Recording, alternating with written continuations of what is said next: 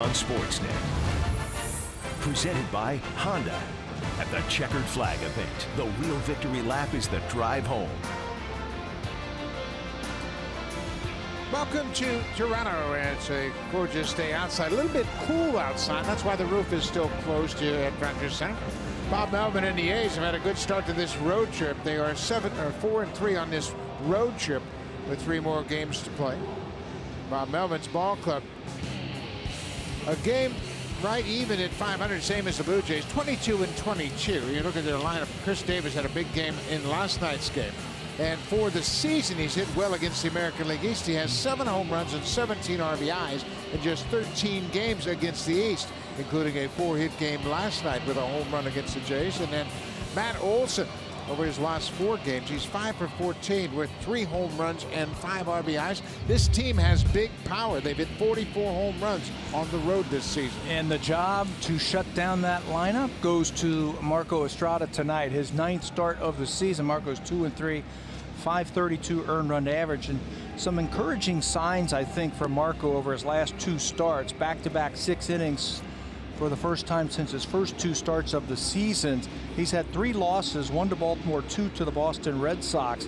He's never beaten the Oakland A's. He's 0-2 in 3 career starts versus Oakland. Tonight would be a good night to get number 1. So Marcus Estrada is set. Luke Mailey's doing the catching tonight. Marcus Semien, he had a hit in his final plate appearance last night. 1 for 5 in a game. There's a first pitch strike, and we are underway.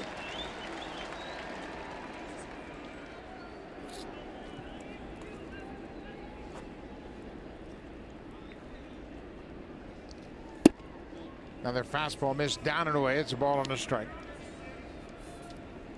Semien batting .274 for the season. 4 homers and 20 RBIs. Changeup pulled foul into the seats. We saw the first 2 pitches there to Semien, and Marco feels that down and away is very important for him. He can go down and away with a fastball, or he can go down and away with the changeup. Tried to go down and away there. High fastball, he also feels, is a good pitch for him. It sets up his changeup because it comes out of the same arm slot. The changeup missed down and away. You can see everything is down and away in this first at bat of the ball game. Matt Joyce is on deck. Joyce had a 2-hit game last night with an RBI in the 9th. It's a high fastball, foul back. But down and away, I think, especially with 2 strikes, you start making that batter reach for the baseball. And it's hard for them to get anything on it. Away is important. Down and away is even better. Changeup off the end of the bat. Estrada will go to the bag and beat Semien to first. That was a changeup cued right off the end of the bat. It was spinning away from Estrada, and Smoke had to pull off the bag. But the Blue Jays defensively, they've made 11 errors in 16 games in the month of May, and Russell Martin gets another start at third base. I asked Louis Rivera, the infield coach, what's Russell's best attributes as an infielder. He said, first of all, his athleticism. He's got good athleticism, so he can play on the diamond. He's got a great arm. Says he's done a good job at third base since they have played him over there, just to give Josh Donaldson some time off. Josh is DHing tonight. There's Matt Joyce. Change up in there for strike 1. Joyce in last night's game was 2 for 5. Check that, he was 2 for 6 with 3 strikeouts. He had an RBI single in the 9th. Pops this one up a mile high.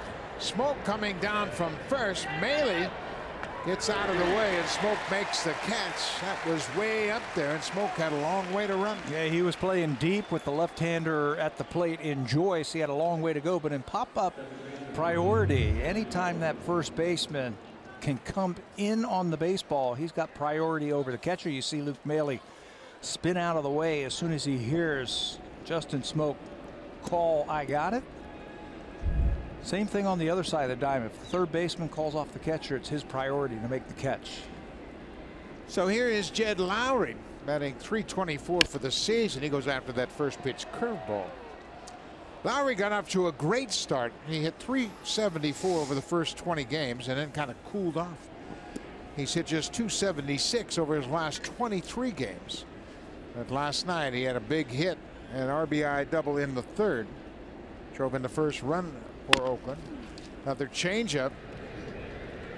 There's Shella, makes a nice play. Russell Martin pulled up, got out of his way. Nice start for Marco Estrada. 3 up, 3 down in the first.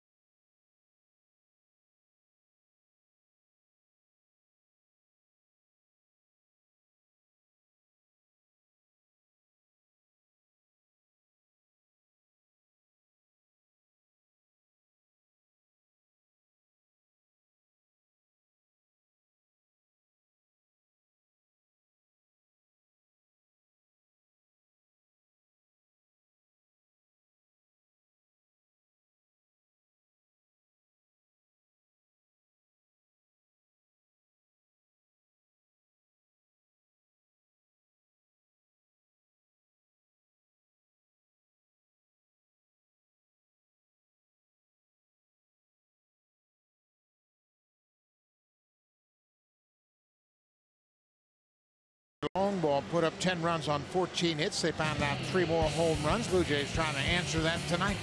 The Jays, just like the A's, at 22 and 22. Curtis Granderson, his career numbers against the starter for Oakland, Brett Anderson. He's 5 for 12 with a home run against the lefty with 4 RBIs. And then Justin Smoak's got a 5-game hit streak, 16 for 18. With 3 doubles and 2 home runs, starting to put the bat on the ball a little more consistently. They start to drive in some big runs for the Blue Jays. They get Brett Anderson tonight, his 4th start since he was selected from AAA Nashville. That was on May the 2nd. He was signed late in spring training, 10 days before the regular season started. He was signed to a minor league contract. Of course, everybody remembers him with the Blue Jays last year. He's also pitched with Colorado, the Dodgers, the Cubs, and of course the Blue Jays last year. Brett Anderson, now 30 years old, facing Curtis Granderson. We mentioned Granderson is 5 for 12 against Anderson with a home run.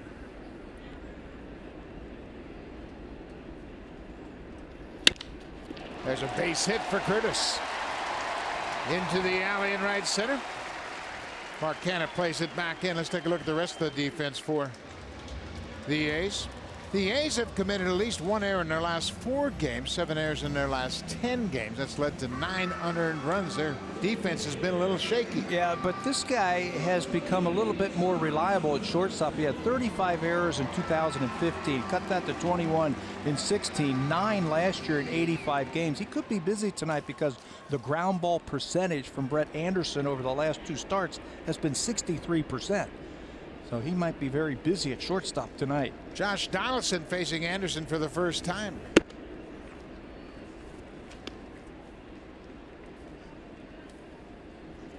Donaldson .233 for the season.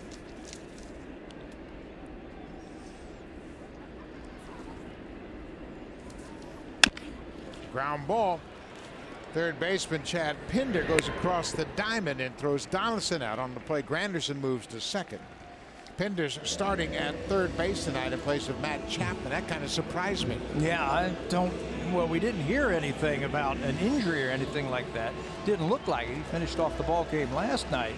Hit a home run, but Bob Melvin doesn't have him in his lineup. If we hear anything, of course, we'll let you know. So Chad Pinder gets the start tonight at third. So here is Justin Smoak riding that 5-game hit streak, and he's done some damage. 5 extra base hits and 7 ribbies during that streak.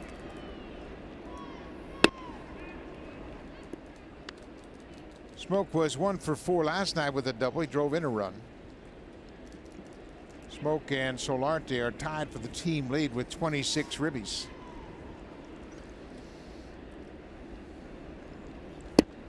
Not a lot of strikeouts from Brett Anderson. When he was younger, he's more of a strikeout type of pitcher. Now it's, hey, let's put the ball in play. Try and get as many ground balls as possible. The average over his last 2 starts, Houston and the Yankees have really torched him. Line drive right to Simeon. It's short. Anderson back safely at second. Well, we mentioned Brett Anderson pitched for the Blue Jays last season, and it didn't go so well for him. He made 7 starts overall, had an ERA over 5. They hit over 300 against him, and the team was 3-4. But the Blue Jays just needed somebody to fill up one of their rotation spots, and Anderson made 7 of those starts. Finished out the year. Opponents hit over 300 against Brett. He's back to the team where he played at one time. Signed late, 10 days before the regular season began. He signed a minor league deal, went to spring training, got in shape, spent some time down in AAA. Was good in his first start. Pitched into the 7th inning, gave up 2 runs to Seattle, but his last 2 have not been good. 2 outs, and there was Solarte. Hits that changeup off the end of the bat. That was the pitch that Anderson went to in his last start against the Yankees, and it was a pretty effective pitch for him. Yeah, he was getting hit pretty hard early on. He said, you know what, I better start using my changeup a little bit more, and started relying on it. Struggled with all his other pitches, but then he went to that changeup. Just added another pitch to what he can do. Anderson gave up 3 runs in the first inning in his last start against New York. A 2-run single by Stanton and an RBI single by Hicks. Oakland came back and scored a run in the 5th, but then Anderson gave up a home run to Stanton, and when he left that ball game, he was trailing 4-1. A ball and 2 strikes, 2 outs. Looked foul. He almost hit that in the dugout. What they used to say, get the head out. Pele looked like he might have taken a little Schindberger on there. Checking everything out. Got to move around quickly, Jose. Josue got to move around a little bit more than that. That slider, you got the head out on that one and pulled it foul. 2 balls and 2 strikes. Granderson with a leadoff single. He's at second.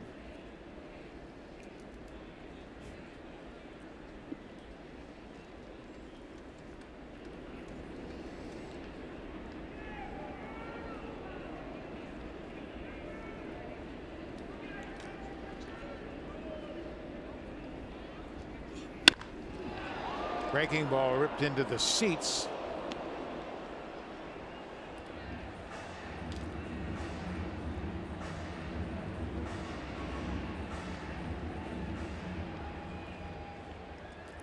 Hard to stay back as a hitter against Brett Anderson. It's slow, it's a little bit slower, he takes a little bit more off, but you got to really see the ball before he lets it go. Curveball, base hit. Granderson's being waved around third. Here's the throw from Matt Joyce. It is in time, and they get him. Josh Fagley stepped to the outside of the foul line, came back and put the tag on him. That's just the 2nd outfield assist for Oakland this season. Matt Joyce guns down Curtis Granderson. Solarte with the single on left. The ball's hit right to Joyce. Granderson tagged out by Josh Fagley, making his first start of the season.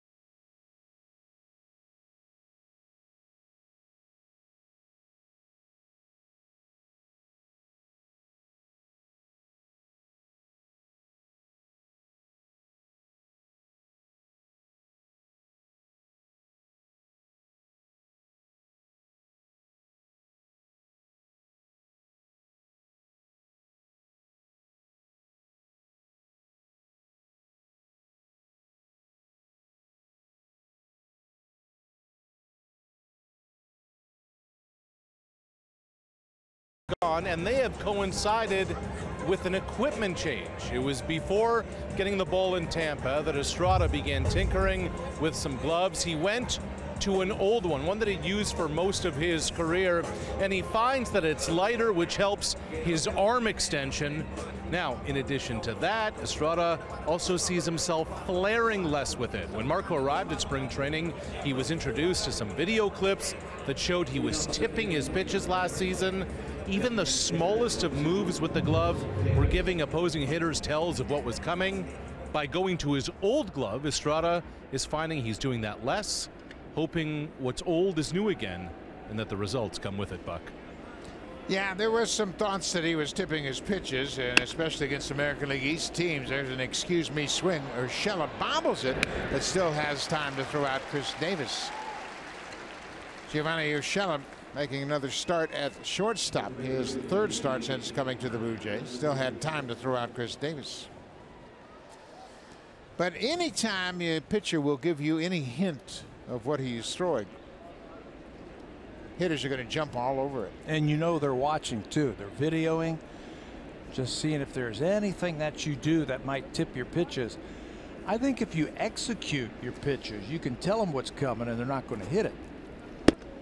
That's the most important thing. And over his last two starts, he says, I'm starting to feel a little bit better and I'm starting to execute my pitches. Introducing the curveball early in the count. That's a little get me over curveball. I think that's the key to his success right there. That fastball down for a strike. Yep. It really plays well with his changeup. He talks about arm angles and how the ball comes out of his hand. When he can go down with that fastball and then up with the fastball, and now you got the changeup and you can mix in a curveball. That's when he's the most successful.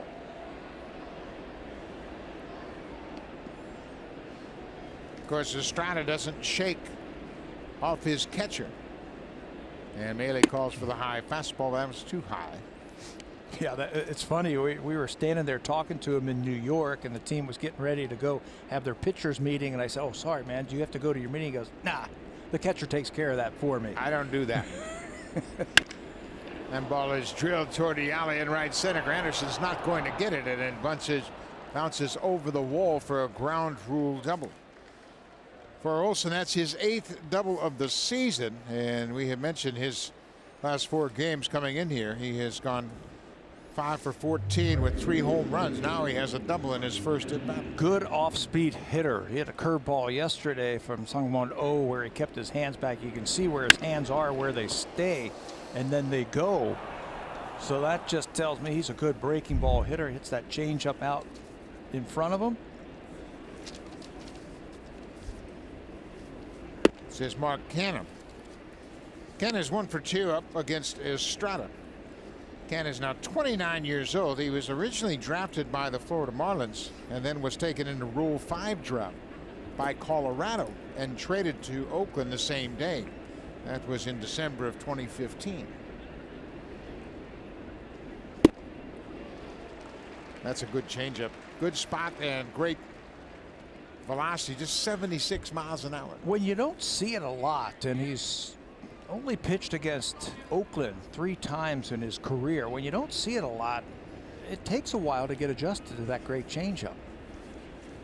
Once you start sensing they're looking for it, that's when you change and start using more fastballs. There's a fastball popped up. Mealy, the catcher with the mask off, makes the catch. Canha's retired. The Pitch Tracker is brought to you by Coors Light, official beer of Major League Baseball. 2 outs for Marco Estrada. He worked to Chad Pinder. Pinder's getting the start at third base. Pinder batting .260 on the season.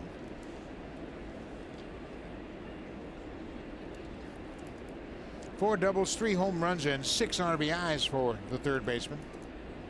He can play the outfield. He's played right field. He's played left field. He's also played center field for this team.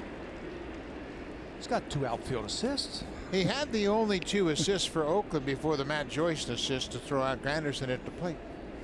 Been a little bit of a struggle for him over his last 5 games.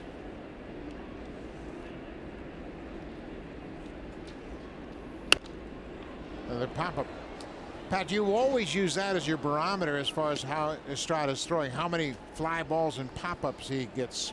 He will get his share of lazy fly balls into the outfield or pop-ups to the infield. He says, when I have that going, when I've got those pop-ups working like that, I know my changeup's working. And just get those hitters out on their front foot.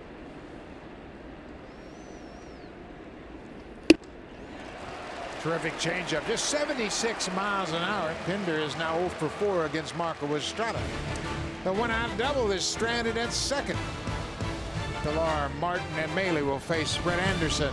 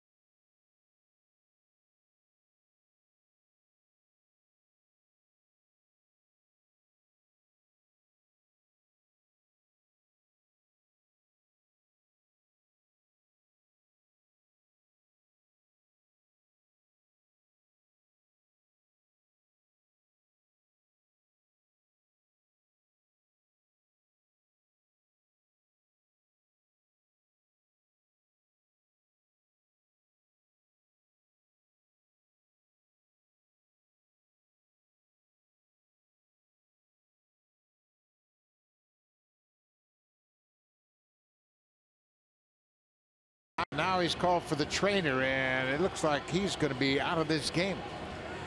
Andrew Triggs last night left the game after 2 1/3. And Anderson threw a pitch, and that's it. He is done. Triggs went 2 1/3 and had to leave the game. Now Brett Anderson has done the same thing, and that really puts the pressure on this bullpen. We have seen that a lot lately. A couple of those starters walking off the mound.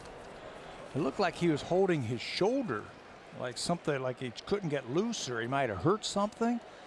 So the A's made a couple of roster moves before today's game just in case something like this would happen, and wouldn't you know it, in the second inning. Josh Lucas is going to come out of the bullpen. Here's the last pitch that Anderson threw. You can see him feeling something in his shoulder, and then he called the catcher out, called the trainer out, and that's it. So Josh Lucas will get as much time as he needs. He was called up from AAA Nashville today. It's his second stint with the A's this season. He'll get plenty of time to warm up, and while he does, we'll pull away for a minute.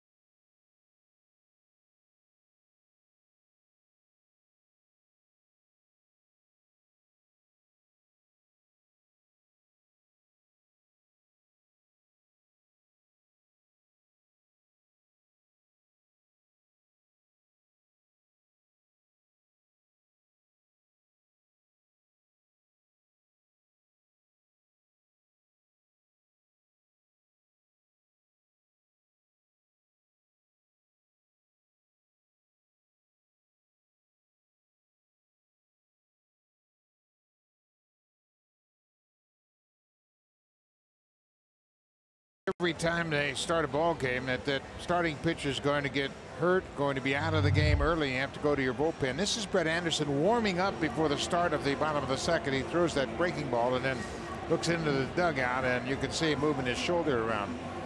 And he would call for the catcher and then call for the trainer to come out, and he is done. Andrew Triggs left last night's game after 2 1/3. He left with a nerve injury. He's been since placed on the DL. He went back to the Bay Area to have an MRI. And now Josh Lucas, we mentioned this is his second stint with the A's this season. Those are his numbers in 9 games in Nashville. They needed 6 2/3 innings from the bullpen last night, so some reinforcements. This is one of them, Josh Lucas. Originally with the Cardinals, 6'6", 190 pounds. He just comes right after you. Fastball, sinker, slider. That's what you're going to get. Lucas made his debut last year with the Cardinals. He got 2 late inning stints with St. Louis and had a .368 earned run average and 5 relief appearances. Kevin Pillar tries to check his swing and does. That's Shane Livensbarger down at first base. How tough is that on a manager? Huh. Not one night, but back-to-back nights where your starter walks off before the 3rd inning. Yeah, and there aren't that many starters that go deep in the game to begin with, and you're always using your bullpen. Last night they used 4 relievers to finish up that game. They had to make the pitching change in the 3rd inning. Blue Jays used 6 relievers to get through their game. So Bob Melvin's going to have to do it again tonight, which he did last night, using all those relievers. He was talking about Casilla. That was the first pitcher who came in. Santiago Casilla said what a great job he did. Says I don't believe he's ever been able to throw 41 pitches like that, give him 2 innings, and he didn't get the win. Yeah, he still was touched up for 3 earned runs on 3 hits over those 2 innings. Kevin Pillar behind in the count and chases that slider for the strikeout. So Lucas strikes out the first man he faces tonight. Sinker, slider. He's going to use that slider 56% of the time. He comes from a very tough angle on the right-handers. Pillar not real familiar with him. Waves at that breaking ball in the dirt. Hated that. I hated facing guys that I wasn't used to facing. I was all ready to face Brett Anderson, and then he gets the tough righty. That's no fun. Here's Russell Martin playing at 3rd base tonight. Martin making his 3rd start of the season at 3rd base.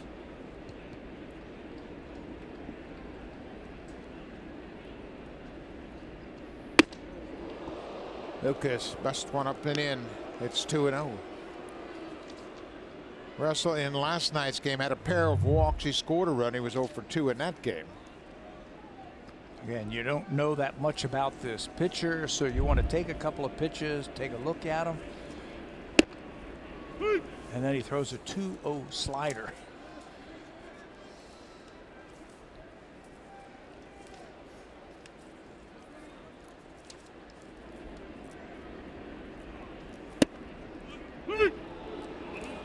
That ball was borderline low. It's called the strike, and now it's 2-2. Look at everybody on that bench trying to figure out what they're dealing with now. As you mentioned, everybody was set to face Brett Anderson. Now they got to shift gears and face a guy they haven't seen before. A righty who throws 3/4 with what looks like a pretty good breaking ball. Martin can't believe that's a strike. The breaking ball called a strike by the home plate umpire, Trip Gibson. So Lucas comes out of the bullpen and racks up 2 quick strikeouts. That was a great shot that we had of the Blue Jays bench eyeballing the pitcher. You can look all you want at film and what the scouting report says, but I want to take a look at what the ball's doing. Russell thought that ball, that curveball, was around the plate, and he might have been right. But I'm sitting on the bench. I want to see what that ball does, the curveball and the fastball. Well, first of all, as you mentioned, he's 6'6", and now he creates a tough angle, hides the ball very well, and look at how intently everybody is watching that pitcher. Mike Mordecai, the quality control coach, trying to help him out, put some veteran eyes on this new pitcher. Yeah, the book can tell you a fastball slider or sinker slider. There's Mike. telling what the breaking ball is doing. But there's no substitution for standing in there and watching yourself. Luke Maley hits it high and foul down the right side. Luke's had a great start to his season. He's 22 for 68 so far this season. That is a .324 batting average. Brooke Jacoby, he's the guy that's got to do all the hard work. He's got to figure out who this guy is, and they look at the scouting report. There's another strike, and how about that inning of work? Josh Lucas, an emergency fill-in for the injured pitcher Brent Anderson, strikes out the side.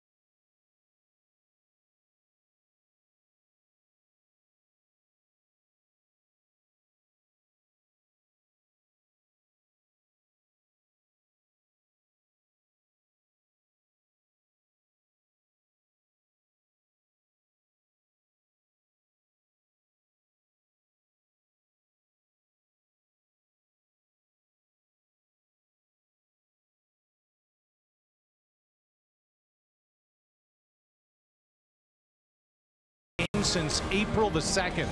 They open the MasterCard Memorial Cup tonight at home against OHL champ Hamilton. That's at 10 Eastern, 7 Pacific on Sportsnet. Buck? One of the great hockey finals in all of sport, the Memorial Cup. Hamilton and Regina. A terrific game one coming up on Sportsnet. Dustin Fowler, the A's center fielder. Estrada bounces that first pitch in the dirt.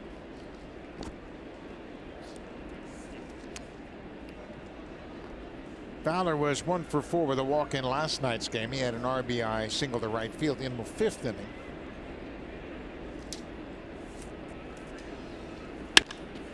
Fly ball deep to left field. Dwight Smith Jr. on the run at the track. This ball is gone.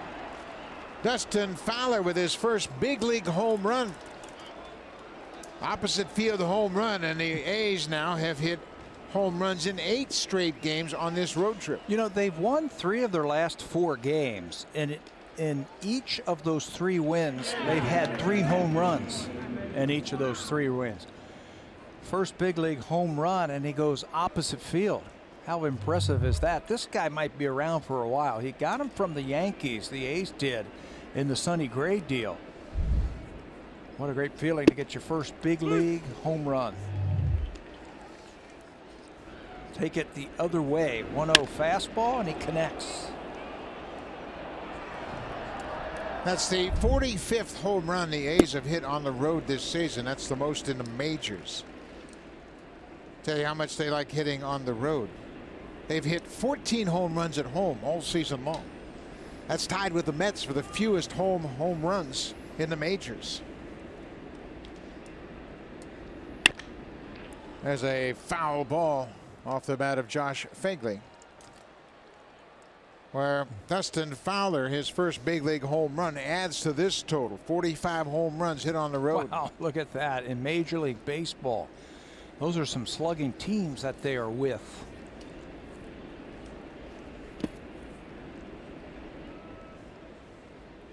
Fagley just called up for this series. Bruce Maxwell was their backup catcher to back up Jonathan Lucroy, but he's got some legal issues and he was not allowed to travel to Canada. That's a good changeup. Estrada strikes out Fagley. The second strikeout of the game for Marco. One away here in the third. Home runs have been a problem. That's the 11th home run that Estrada has surrendered this season. And you see the highest home runs per 9 innings this season. Danny Duffy of the Royals, Homer Bailey of the Reds, and then Marco Estrada. All of those pitchers except Duffy pitch in small ballparks. Launching pads, if you will. You know, you were talking about road home runs, and the Oakland A's have the most in the American League. You know who has the fewest in the American League? It's a tie. The Tigers and the New York Yankees. Yankees have 17 road home runs, but they've only played 16 games on the road. Yeah, and they're all really saddened whenever they leave that small little ballpark in the Bronx. That's why they don't hit any on the road. I mean, that is a hitter's paradise, Yankee Stadium. They've only played 16 games on the road. They got that series in Washington washed out. For Oakland, this is their 25th road game of the season. The Blue Jays have played 21. Marcus Semien. Semien cued one off the end of the bat. Marco Estrada picked it up and ran to the bag at first to retire him.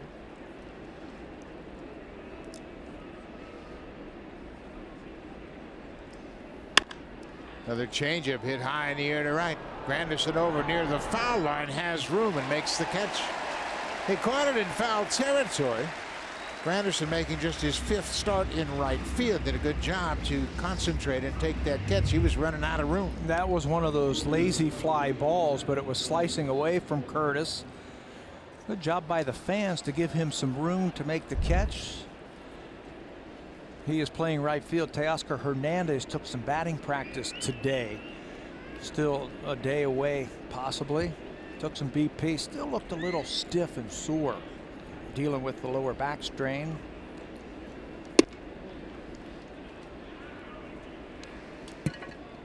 Hopefully he will be back soon, but he injured himself in that wet game in New York against the Mets Wednesday afternoon. Matt Joyce rips that fastball foul. It's a ball and a strike to the left fielder.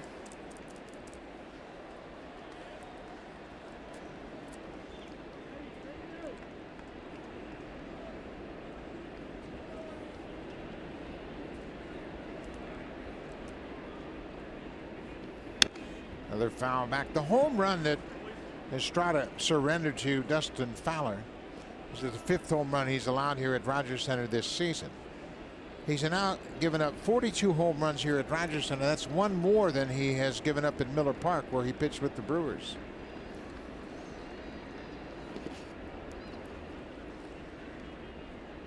But he's a fly ball pitcher. He's always been prone to give up the home runs. You just hope that the home runs are solo shots and his club can score some runs. Yeah, fly ball pitcher in a home run hitter's ballpark, especially in the American League East and all those small ballparks.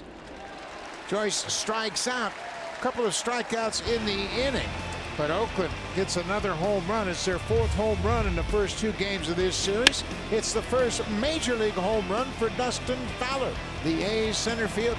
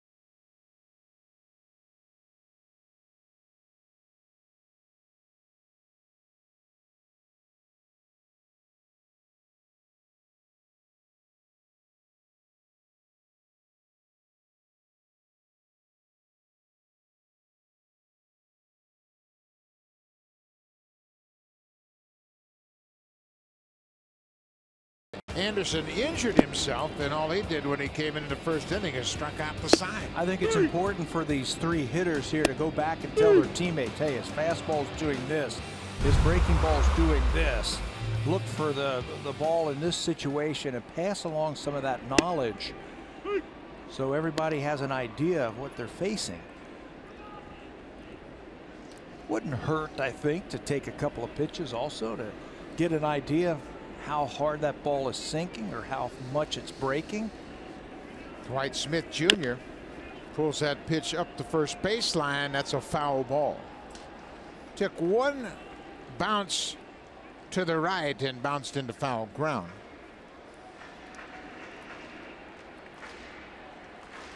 Five games so far this season. Dwight Smith Jr. is 4 for 10 with 3 doubles and an RBI. Again, the hitters at the top step of the dugout checking out Josh Lucas. Lucas has a tie with the Blue Jays organization in that he went to high school at Lakeland High School in Florida, where Drew Hutchison played. They're about the same age. They probably played with him, and Chris Sale and Steve Pierce. They're doing something right at that high school. Yeah. We've said that before. I hope they've won a couple of state championships if the players that they're developing down there are getting to the big leagues. Hutchison and Lucas are the same age. They're both 27 years old. Alec Asher also came from Lakeland High School. Keon Broxton. What an advantage to play year-round outside. You know, I'm not talking about just hitting in cages and things like that because there's snow on the ground. I'm talking about playing baseball year-round. You can do that in Central Florida. 2-2 pitch off the plate outside. Lucas wanted the call. Yeah, and the competition is very good. You know, you have so many great high school programs there in Florida, Central Florida. Orlando, there's a lot of young players coming out of there now. Francisco Lindor is from Orlando. Another strikeout for Lucas. A breaking ball gets Dwight Smith Jr. That one a little bit slower breaking ball. Picks up his 4th consecutive strikeout. The Super Slow-Mo is brought to you by the Samsung S9 and S9 Plus. The camera reimagined. Available now. Josh Lucas has just set a career high with 4 strikeouts. He had 3 strikeouts in a game last year while pitching for the Cardinals at home against the Padres. 3 strikeouts in 2 innings. So he has 4 strikeouts in an inning and a third. Everybody that he's faced, he's struck out. Ground ball off the bat of Urshela. Simeon has it. Good stretch over at first by Olson. And Urshela is out by half a step. Olson's got long arms and a big frame over there at first base. Simeon's made 8 errors at shortstop. I told you that he's going to be very busy today. Throw offline just a little bit, and he's able to reach, make the catch, and keep that foot on the bag. That inner part of the bag, that belongs to the first baseman. He did a good job of pushing off that bag and keeping contact while stretching for that throw. Here's Curtis Granderson.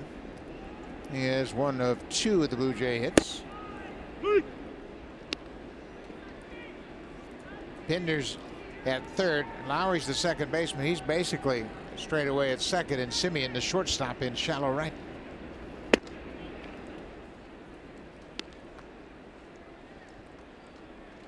Good on base percentage, 444.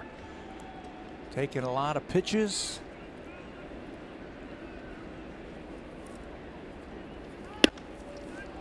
He got halfway through that swing and said, you know what, that's too high.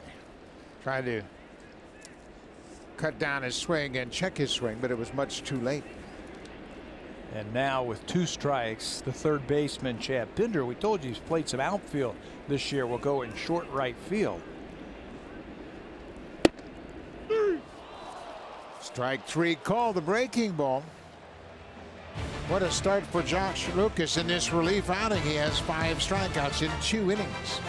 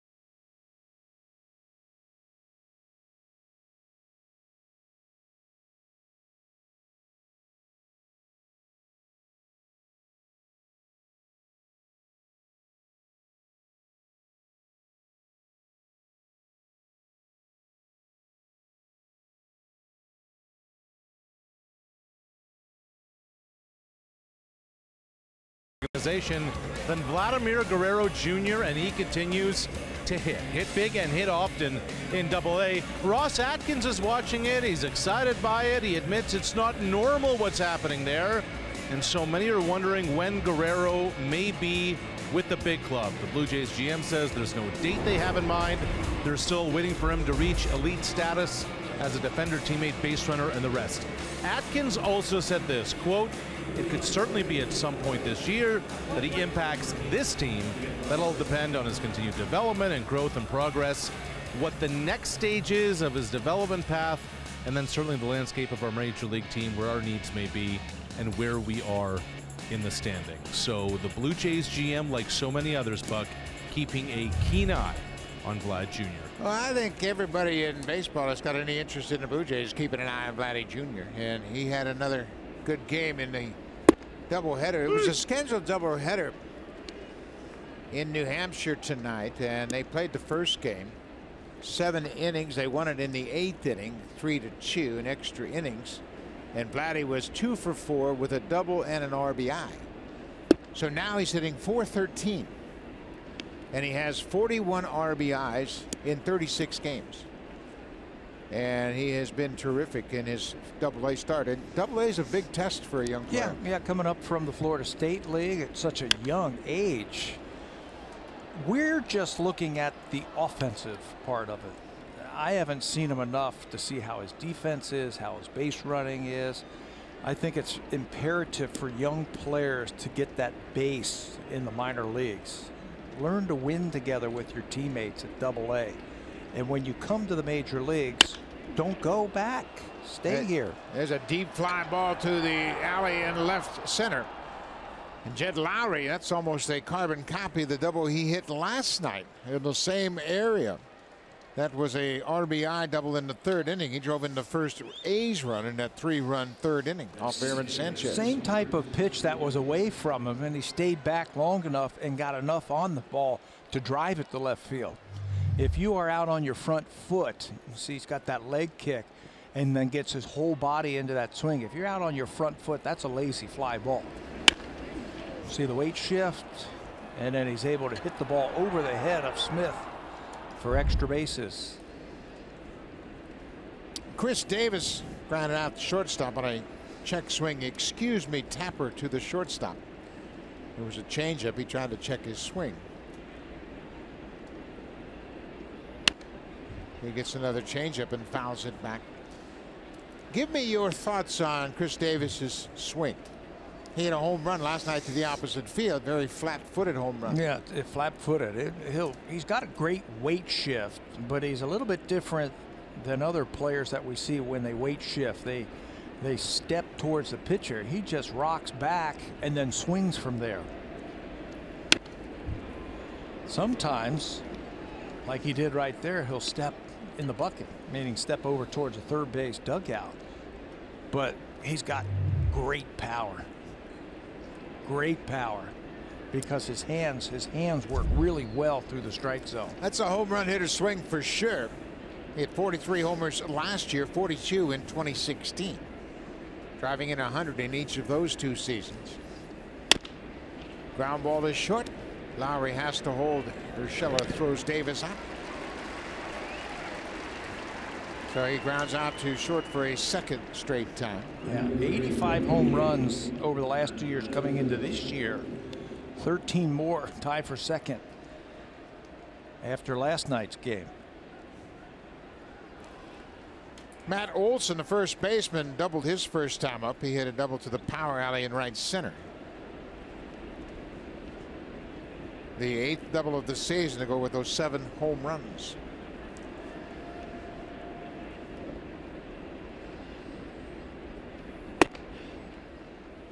If I'm catching and see Olson's stance, the way he holds his bat out over the plate, first thing I'm thinking about is pitching him inside.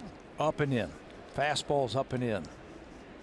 I say the same thing. He holds his bat out over the plate and then starts his swing.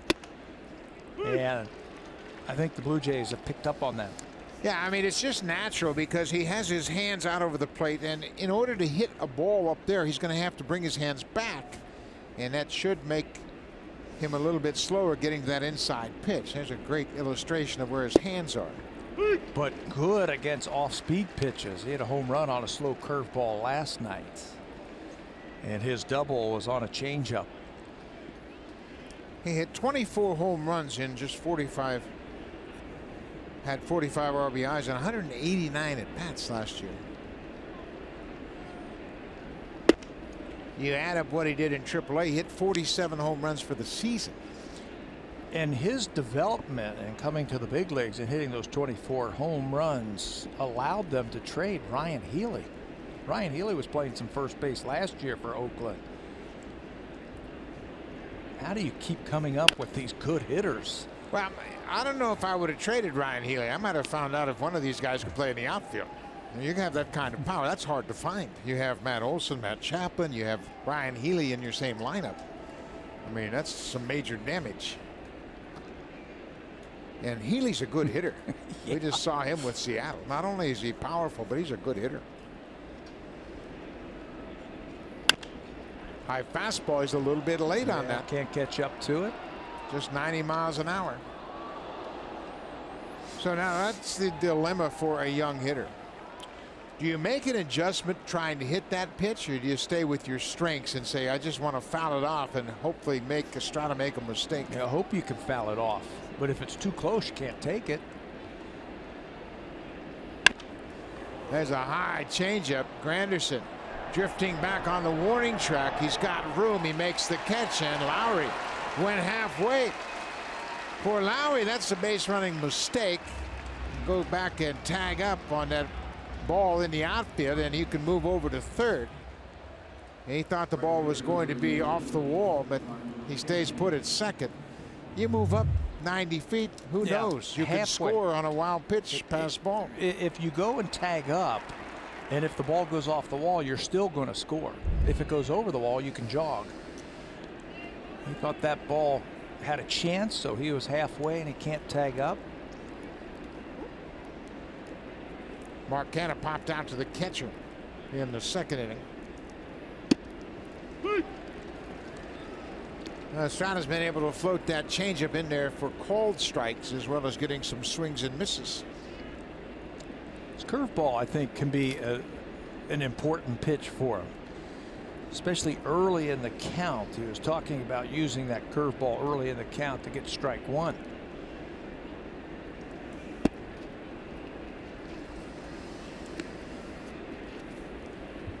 For Canha, this is his fourth season with the A's. He had his best year in his first year in 2015. He had 16 home runs and drove in 70 runs. Last year, he spent 75 games in AAA Nashville.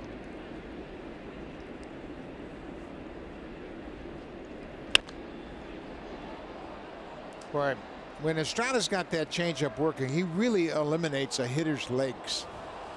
The legs are spent. The legs react to a fastball arm action, and all they have left is just the hands to hit that baseball with. And that's why you get a lot of lazy fly balls, and why Jed Lowry's at bat was impressive, how he stayed back on it and got his legs into the swing.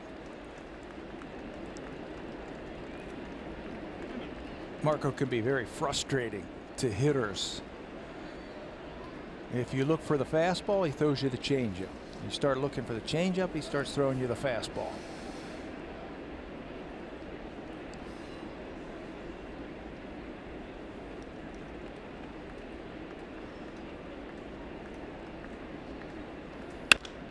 High fly ball into shallow center. Pilar calls for it early. Waits on it, and Canha's retired. A leadoff walk is stranded at second. Good job by Estrada to get around the Jed Lowry leadoff double.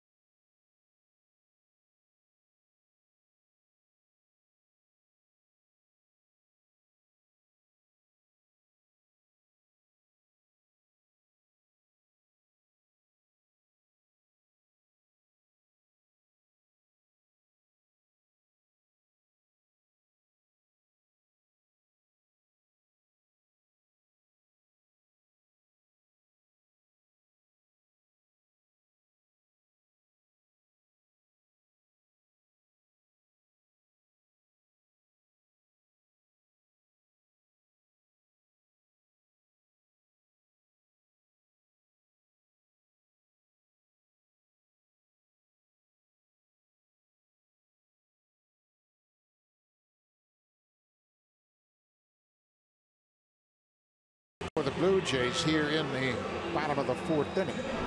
And Donaldson now, after being traded from Oakland, you see what he did with Oakland. He's played more games with the Blue Jays than he had with Oakland.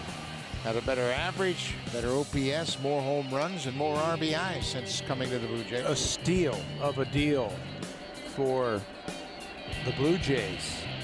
Richard Griffin had a great article about that in the paper today, talking about Josh Donaldson and the players that the Blue Jays had to give up, and really none of them really have been great. Not like Josh has been great for the Blue Jays. He's really turned into one of the better players in the American League. The Blue Jays gave up Franklin Barreto, Kendall Graveman, Brett Laurie, and Sean Nolan for Donaldson. That was in November of 2014.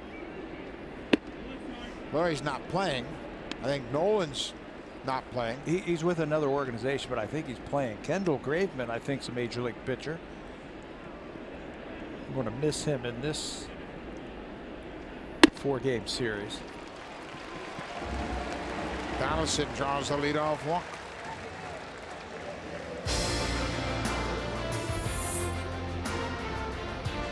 The Honda checkered flag event is back. Hurry in to grab the Civic that matches your game. Beautiful evening in Toronto, and you can move around very quickly. That's the subway at Harborfront, not far from Rogers Center. Jump off the subway and walk on over. So Donaldson finally reaches base against Josh Lucas. Lucas had 5 strikeouts and retired all 6 he had faced prior to that Donaldson walk.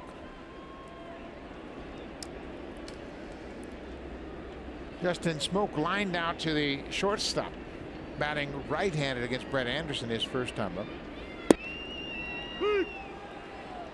So now he turns around and bats left-handed, and with that the A's are shifting their defense once again. And with 2 strikes once again. There goes Pinder, third baseman. He's now going to be involved in any double play.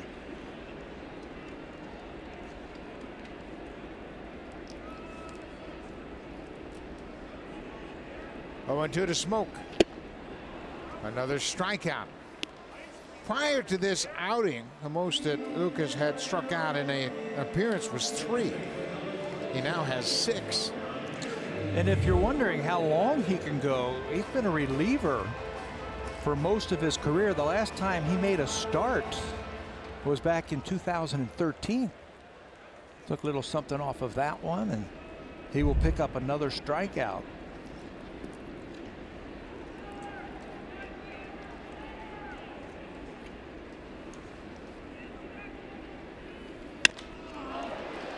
Solarte lifts one high in the air into shallow center. Fowler gets there and makes a running catch after the leadoff walk. Lucas gets a strikeout and a pop-up.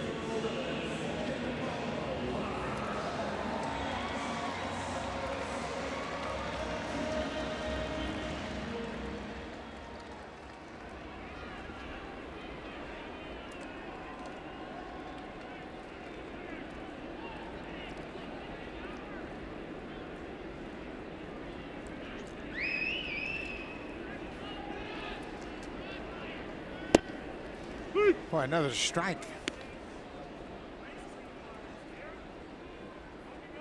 Josh Lucas was actually drafted by the Blue Jays in 2009 in the 39th round, but chose not to sign. Cardinals drafted him in 2010 in the 21st round, and he signed with St. Louis. He missed all of 2012 with an injury. This season, the most pitches that he has thrown in the minors, 31 pitches in his last outing over 2 innings while pitching for the Nashville Sounds at Memphis. That's why you just wonder how long he can go. I'm sure they're going to have to empty the tank tonight, Bob Melvin and his coaching staff, after Brett Anderson walked off the mound at the start of the 2nd inning. I'm not budging. He can pitch as long as I see him getting outs.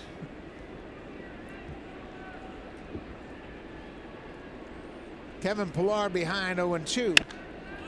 High pop-up behind shortstop. Marcus Simeon, the shortstop, backing into the outfield. Josh Lucas has allowed 1 base runner in 3 innings of relief. We'll go to the 5th. Oakland has a 1-0 lead. Now time for a Blue Jays Central update. Here's Jamie Campbell and Joe Siddle in the Samsung broadcast studio.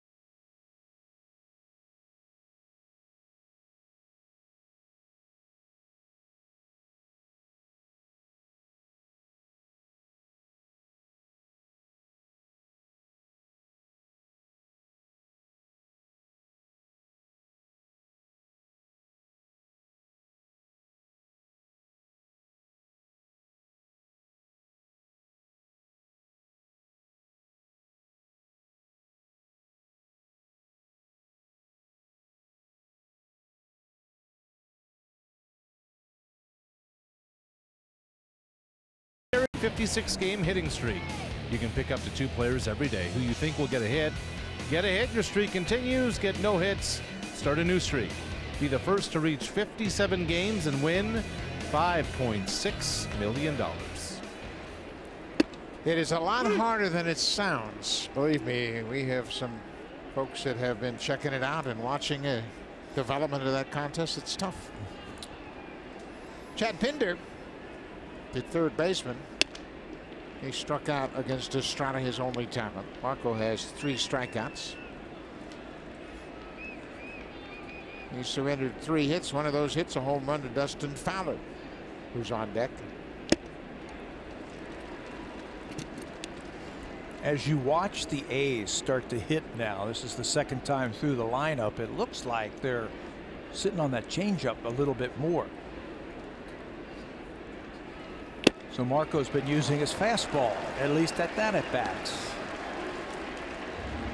Another strikeout for Estrada. One away here in the 5th. Back in the 3rd, it was Dustin Fowler. First big league home run on a fastball away from him.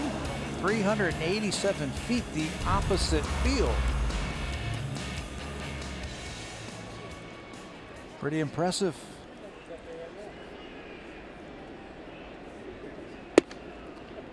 Fowler is just 23 years old. He was a Yankee draft pick in 2013, 18th rounder.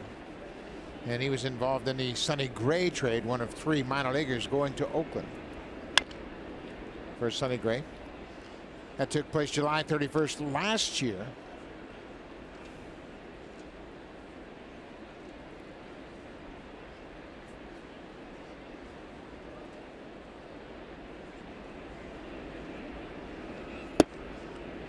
Fowler in the minor leagues, most home runs he hit. He had 13 home runs in the minor leagues last year with the Yankees in 70 games in AAA. Hit 293. No more fastballs for you. If you're going to take me deep, I'm going to throw you some changeups. That was a good one, down and away.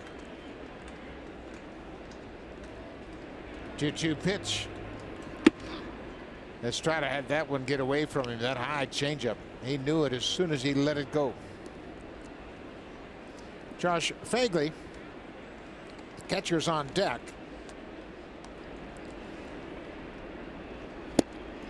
Estrada threw a much better changeup that time. Much better one. He struck out Pinder to start the inning with a high fastball, came back with that changeup, just feathers it right off those middle fingers. He gets great backspin on his changeup. And it comes up empty. This is the catcher hitting in the 9th spot, Josh Fagley. Fagley began his career with the White Sox in 2013 and 14. And he came to Oakland in a trade along with Marcus Semien for Jeff Samardzija. That took place in December of 2014. It was a 4-for-2 trade. Jeff Samardzija coming to the A's, or going to the White Sox, excuse me. High fly ball, not that deep. Curtis Granderson circles underneath it, makes the catch. Estrada has a good 5th inning, 3 up, 3 down with a couple of strikeouts.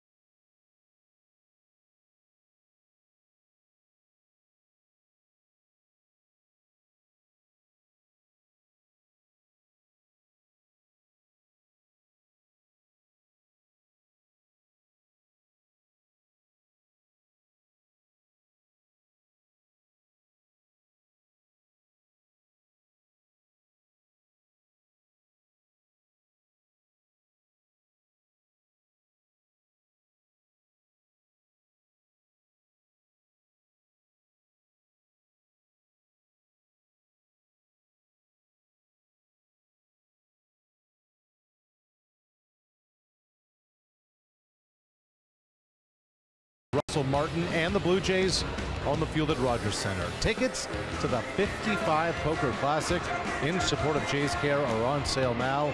You can visit jayscare.com/poker to sign up and secure your spot today. Oh, Russell Martin likes to put his name on that event. It's for a great cause, of course, the Jays Care Foundation, and Russell likes the action of a poker tournament. It's a lot of fun. They played right here on the field, so check it out. It's a good time, and you're doing it for a good cause. Russell called out on a curveball in the 2nd inning. He was the 2nd strikeout for Lucas. And if you're just joining us, Brett Anderson, the starting pitcher for Oakland, threw 15 pitches in the 1st inning, came out to warm up for the 2nd, and had something he felt in his shoulder, and they took him out of the ballgame. He called his catcher out first, and then they signaled for the trainer to come out.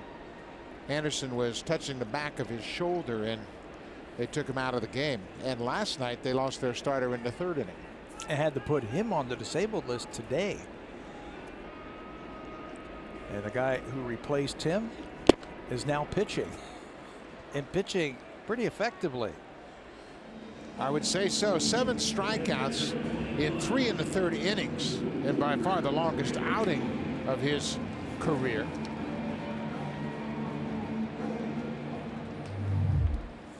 He's made it look easy. Oh, the breaking ball. 2nd time that he has struck out Russell today.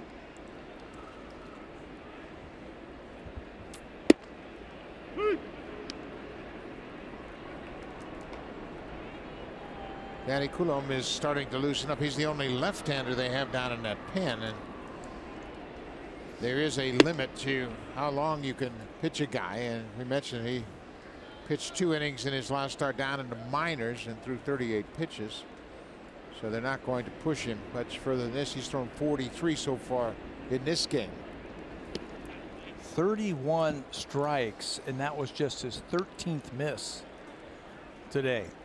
So if you're the manager and the pitching coach, you're looking for certain signs. What does the fastball say miles per hour wise? Is he still getting some break on that slider? Is he starting to hang it because maybe he's getting a little tired? And your arm doesn't get tired. Your legs start to get tired if you're not trained to go that long. Scott Emerson is the pitching coach in his first full season in that role. Maile breaks his bat, and this is going to drop for a base hit. It's a fair ball. Maile is headed for second as Matt Joyce had a little trouble corralling it. It bounced a couple of times, and Maile gets the first hit off Josh Lucas. Just the third hit of the game for the Jays. And he made that double on his own. He shatters his bat on that four-seam fastball. Right there, gets it off the label. You can see some of those pieces splinter around home plate, but he says, I know it's a hit. Now let's see if I can turn it into two. And he hustles. And when Matt Joyce can't come up with it cleanly. Fifth double for Maile. He's in scoring position for Dwight Smith Jr. Smith hits the ground ball on the first pitch. Pinder looks back the runner. 2 away. Save big at the outdoor living event at Home Hardware on from May 16th to June 5th. Here's how. Friday night at Rogers Center. This is the second game of a 4-game series. And make a note, the start times on Saturday and Sunday, they're both 1 o'clock starts local time. Sean Manaea, who's thrown a no-hitter, will go up tomorrow against Sam Gaviglio, who will make the start. Manaea off to a great start to his season, and Sam Gaviglio will make his first start for the Blue Jays. Jaime Garcia has been placed on the DL.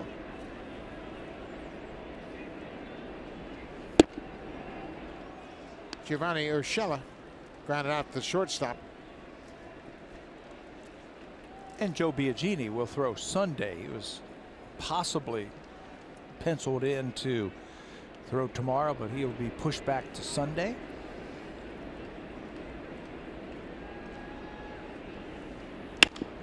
Little flare, that's going to drop. Maile got a good break. He's coming around third, and there'll be no throw. Giovanni Urshela picks up the RBI. His first as a Blue Jay, and he has tied the game. And that's going to be it for Josh Lucas. Oh, he gives Bob Melvin a terrific outing. Maile had a broken bat double, and Urshela got jammed. He picks up an RBI single. And what an effort by Josh Lucas. You couldn't ask for anything more if you're Bob Melvin. Get me into that 5th inning. He made a couple of good pitches, but the Blue Jays keep battling. They dump a ball down the left field line, the right field line. We are all tied. Urshela picks up his first RBI. It's a 1-1 game. Granderson getting some information on Danny Coulomb.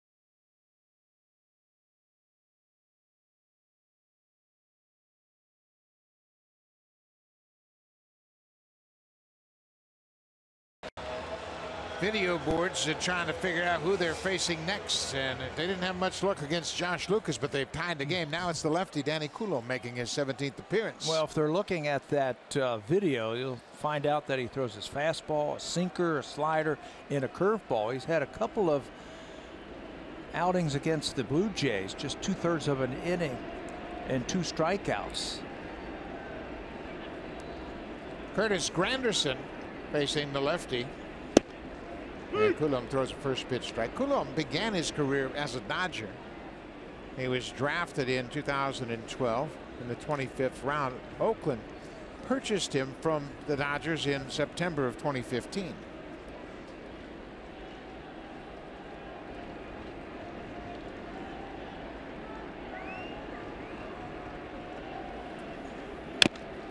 Granderson gets a piece of that breaking ball. I think he's a classic example of a lefty specialist.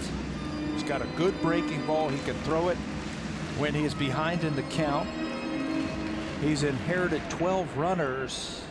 Only 2 of them have scored. But the problem for him has been lefty hitters. Lefties have hit .310 against him. 9 for 29. And a couple of home runs.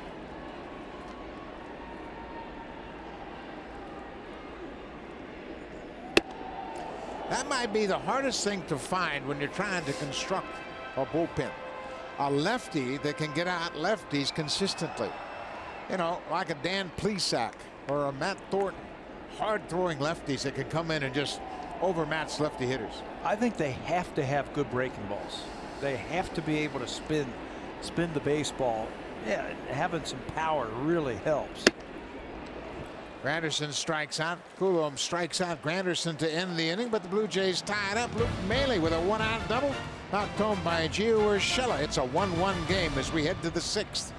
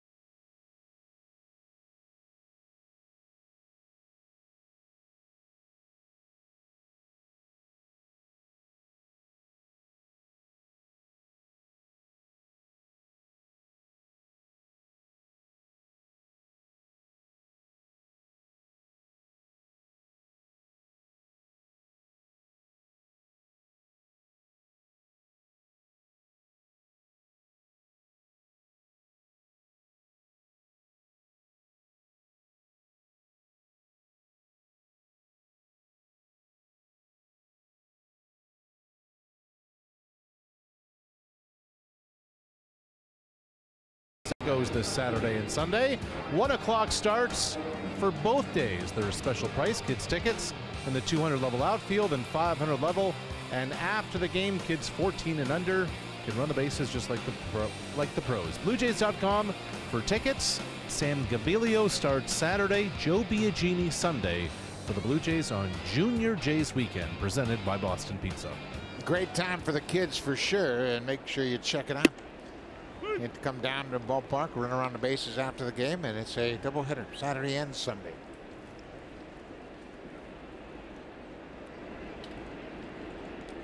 One game in the 6th. Marco Estrada's longest outing of the season was his first start against the Yankees. He went 7 innings, allowed 3 runs on 4 hits. In his last start against Boston on Saturday, 6 innings, 4 runs on 7 hits. Gave up a home run to Hanley Ramirez in that game. And some encouraging signs in there. The innings. There's another weak ground ball. So Martin using that strong arm just in time to retire Simeon. Russell's making his third start over at third base this evening. That's some of the athleticism that Luis Rivera was talking about. Says he comes in well on the ball, and he's got a great arm. It's the first thing he said. His arm is a factor over at third base, and he showed it off.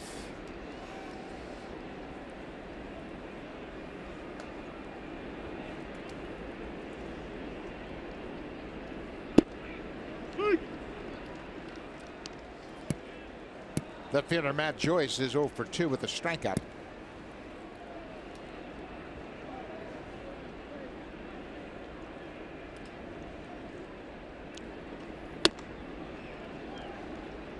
Ball on a strike to the left fielder.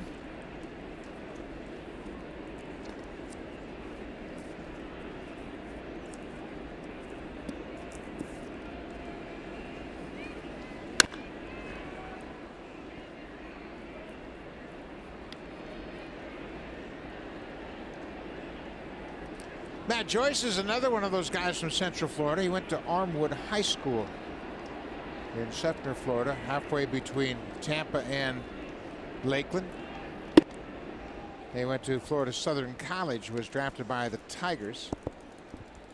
Got a chance to play at home for Tampa Bay for 5 seasons. 2-2. He's made the defensive play of the game so far. He has kept it a tie game. Blue Jays would be winning if he didn't throw at that runner at the plate. Curtis Granderson to end the first inning. Granderson had single to start the game for the Blue Jays, and Estrada another terrific changeup. 2 outs. Let's check it with Jamie Campbell.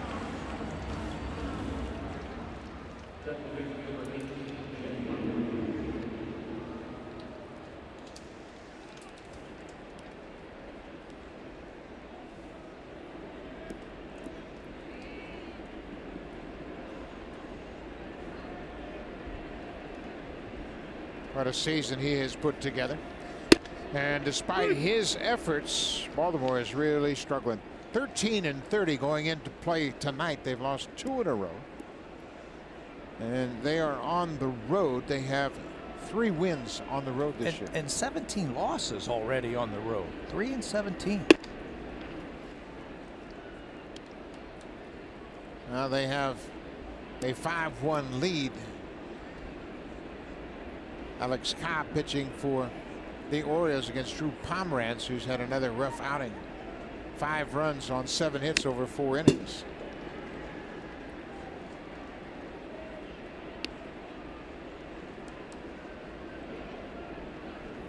Boy, the Washington Nationals, they've had a stretch of bad weather. They've been postponed again tonight. Dodgers were scheduled to play there. But the Dodgers are 17-26. They're just a game ahead of the San Diego Padres in 4th place. Jed Lowry pulls this one foul. They've been losing to some of the teams in the National League that have bad records. I know the Marlins, they lost that series to Miami. Cincinnati swept them at Dodger Stadium. Yeah, they are 0-4, and all those losses 0-4 against the Central, against the Reds. 1-2. High fastball. They won't chase. That's a good competitive pitch, though. It's close enough that he thought about offering at it. It's competitive, so now you can go back up there if you want, or you can use the changeup down and away. Looks like they're going to go changeup. Well, he was looking for it, and all he could do was foul it back. Lowry coming into this game a career 180 hitter here at Rogers Center. And he entered this game batting .324. His average now .326 as he has a double in 2 trips. That double came in his last at bat, and it looks like he's sitting on a changeup. I think Luke sees the same thing. They're going to go fastball now. He's late on the fastball. Yeah, and that's important you point out that Mailing picked up on that, because he's the guy that has the game calling. Estrada leaves that to his catchers. And Luke Bailey, he's paying attention. He saw the fact that Lowry was sitting on that changeup on the prior pitch. Going to come inside with a heater. Popped him up. Shallow center field. This is going to be a tough play. And Pilar lays out. He can't make it. Russ Martin goes out into the outfield and hustles it back in. But Lowry has his second straight double. This one of the bloop variety. Well, you can't cover everywhere.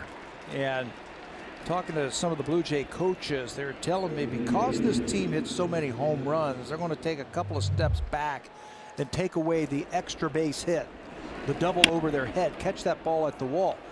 Because you do that, you can't cover this.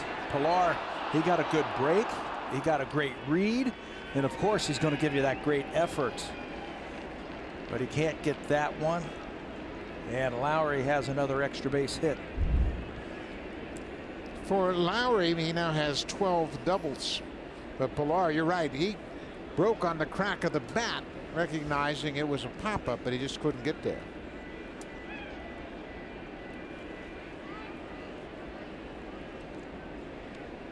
Estrada has now thrown 90 pitches as he works here with 2 outs in the 6th.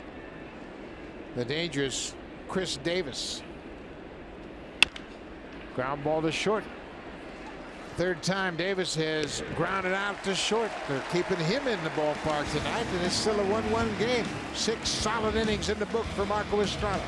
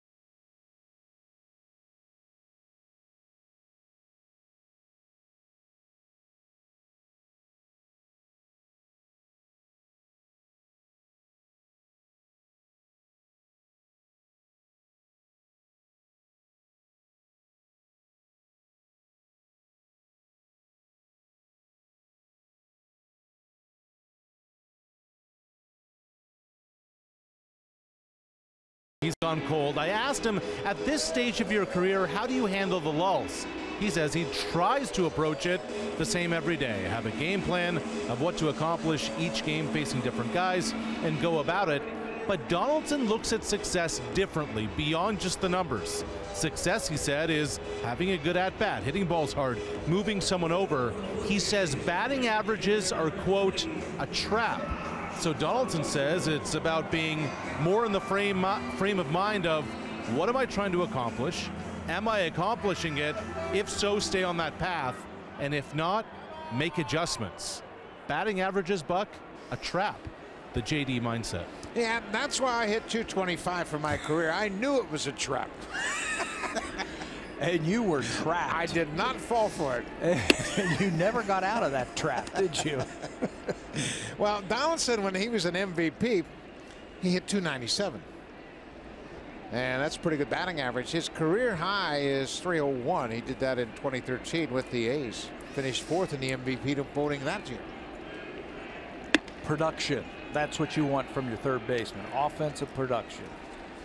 Not necessarily on base percentage, not necessarily a high batting average. I want home runs and RBIs. How do you keep score in a baseball game?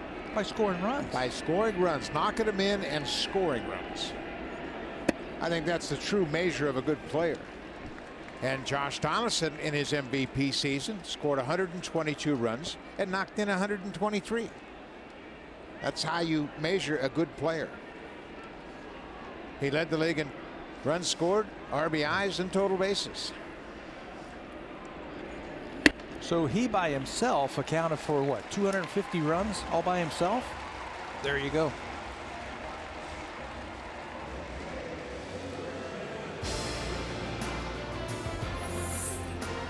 The 2018 Civic Type R, like no Honda you've ever seen.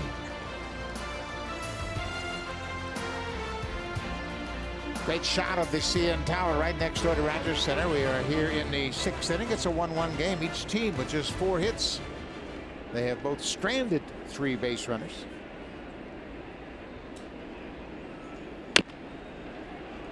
Smoke late on that fastball. Smoke's got a 5-game hit streak on the line. He's 0 for 2 so far tonight.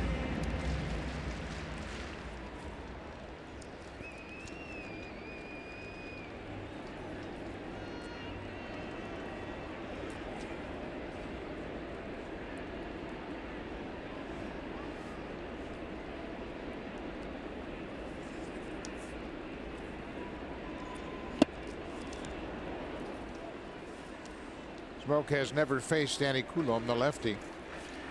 And that was a situation when Josh Lucas came into the game in the 2nd inning, taking over for the injured starter, Brett Anderson. Blue Jays never faced him. He was getting his breaking ball over for strikes. He was painting with that fastball. He was getting a lot of swinging strikes from the Blue Jays.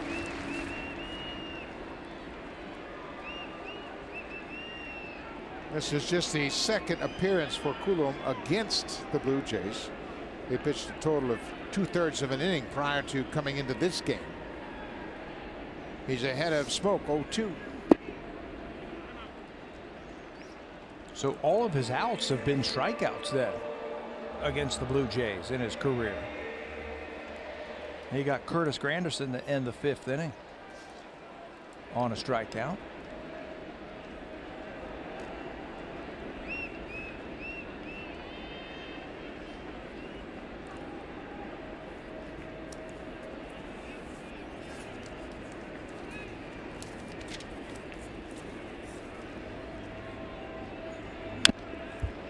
Smoke fights it off. It's a 1-1 game. Chris Hatcher loosening up for Oakland. Mentioned the A's have really been challenged with both of their starters leaving early in these 2 starts. They now have 9 relievers, so they've got some arms to work with.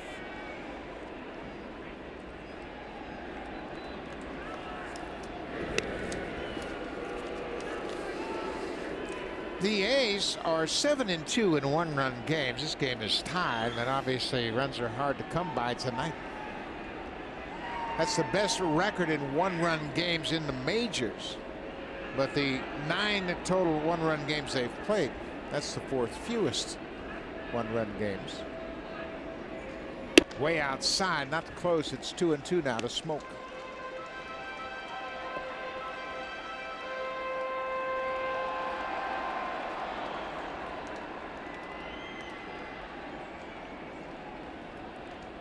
John Gibbons has gotten a good outing from his starter, Marco Estrada, and Estrada was optimistic about this start tonight. Yeah, he says, I feel like I've turned the corner, and judging by what he's thrown tonight, I say he's right. Inside, it's a full count.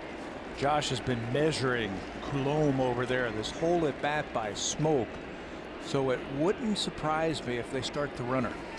Yeah, I agree with you. I think they'll start Donaldson in this situation with Solarte on deck. Smoke has struck out tonight back in the 4th. If you go, you treat it like a hit and run. Make sure the pitcher goes home. Donaldson is not running, and Smoke strikes out. So Smokey strikes out for a 2nd time. Let's see, 2nd strikeout for Coulomb.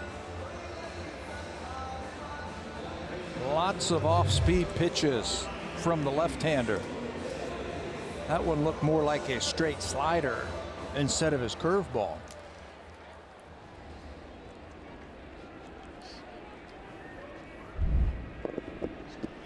Nine strikeouts now by A pitchers. Oakland A pitchers tonight. Solarte. He had a single. There goes Donaldson. And Fagley has no chance. So Donaldson picks up his 2nd stolen base of the season. Well, he picked his spot perfectly. He went on first movement that time. He was guessing that Coulomb was going to go home. So as soon as he picked up that front foot, watch Josh, picks it up and he's off. That's a straight steal because he's got his head down all the way.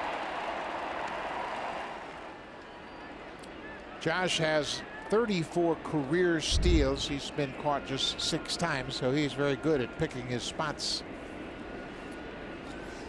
He's in scoring position. Solarte hits it on the ground right to the second baseman. He's retired, 2 away as Donaldson moves to third.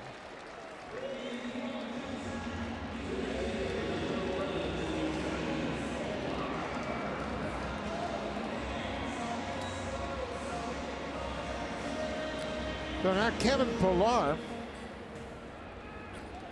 Pillar was the first batter to face Josh Lucas in the second, and he struck him out on a slider. Then he popped up to the shortstop in the fourth. Both those at bats against Lucas.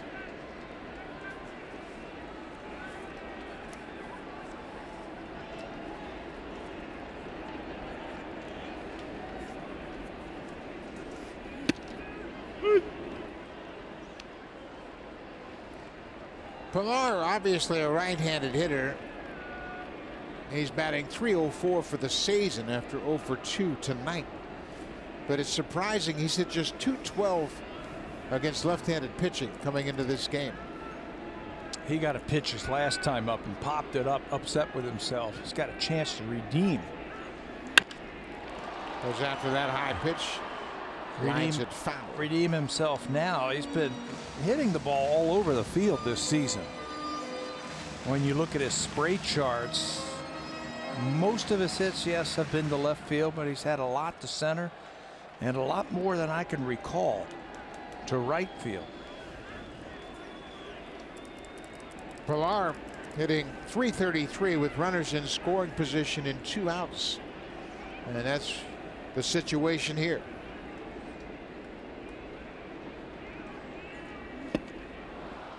And he strikes out. Good job by Coulomb as he gets 3 strikeouts in an inning and a third. The leadoff walk. Stranded at third.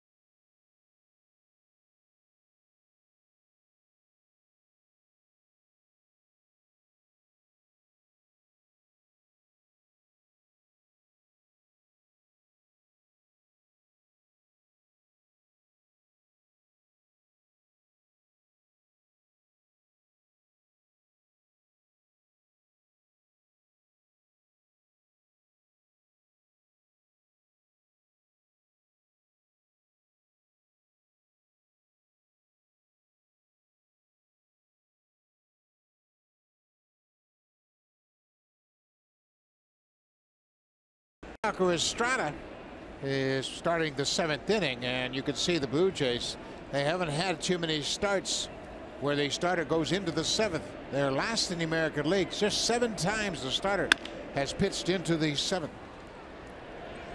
Matt Olson goes after the first pitch and grounds out to the second baseman. It makes the job of the manager so much easier when your starter gets you at least 21 outs. You can set up the rest of the bullpen. You can set up the rest of the game if you need to. You're pitching guys out of the bullpen where the matchup really works in your favor. But you got to get there. You got to get that starter at least through 7. Last year, Marco made 33 starts for the Blue Jays, and 10 times he pitched 7 innings or more. And that's a good ratio. About a third of the time you want your starter to give you at least 7.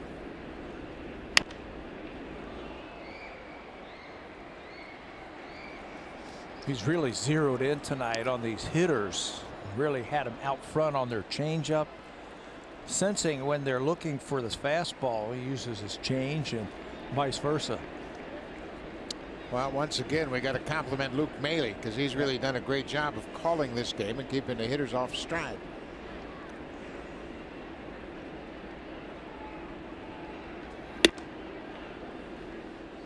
Estrada has now thrown 95 pitches. His highest pitch count came in his second start of the season. He threw 105 down in Arlington against the Rangers over 6 innings. But there are no signs that he's tiring at all. There's another high pop up into shallow center. Another long run for Pilar. This time he's going to get there. 2 away.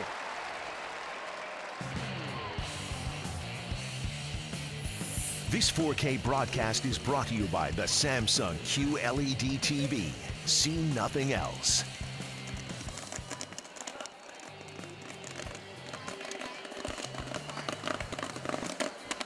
Hot popcorn, it's all ready for you, so make your way down to the concession stand after this inning. Don't go now, it's a 1-1 game. Chad Pinder. He struck out both times against Marco tonight. He is 0 for 5 for his career against Estrada. Got him talking to himself right now, trying to guess along with Luke Maley and Marco. Marco came into this start tonight averaging 17.6 pitches per inning. Tonight, that's down to 15.3. That's when he's most effective, efficient. Lots of pitches in the strike zone. There's a line drive. This could be extra bases. Bounces up against the wall. Smith plays it off the wall, and Pinder ends up at second base with his 5th double of the season, his first career hit against Marco Estrada. Wasn't a bad pitch. It was 0-2, and he's got that ability to take that changeup and go down and away. And he threw it away. Had him out on his front foot, but he kept his hands back long enough to hook the ball. It's out of the strike zone. Look how he just hooks it down the left field line. Half swing. Not a bad pitch. Not every good pitch ends up being an out. Danny Barnes was up earlier in this game. He is ready. Throwing in the Blue Jays bullpen. Dustin Fowler, responsible for the A's run. He hit his first big league home run leading off the top of the 3rd. Opposite field shot to left.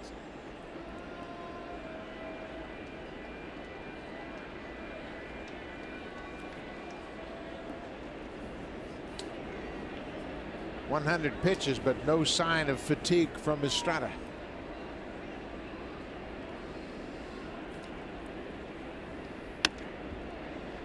Another good fastball. He's been able to keep his pitches in good spots. He's still got the good velocity, and the changeup has been as good as it has been at any point this season. Yep, he was right. When we had a chance to talk with him, he said, I feel good. I feel like I've turned the corner and started to make some improvements. Estrada's ahead 0-2.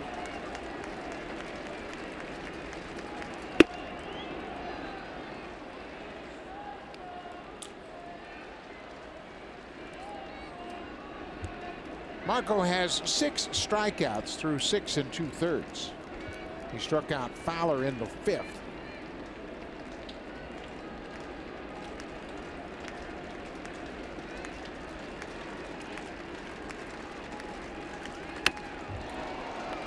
Well, he got a piece of that fastball, and Marco threw it exactly where he wanted it. High fastball. Get yourself a pop-up or a lazy fly ball. He hasn't thrown too many curveballs. He's talking about maybe incorporating that just a little bit more. in this start. He hasn't thrown that many.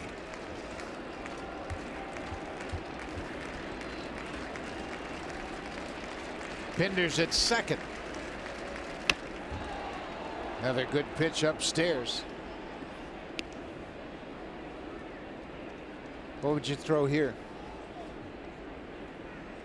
Curveball. He hasn't shown him one. He's thrown him 3 high fastballs. And he talks about that curveball coming out of that same plane.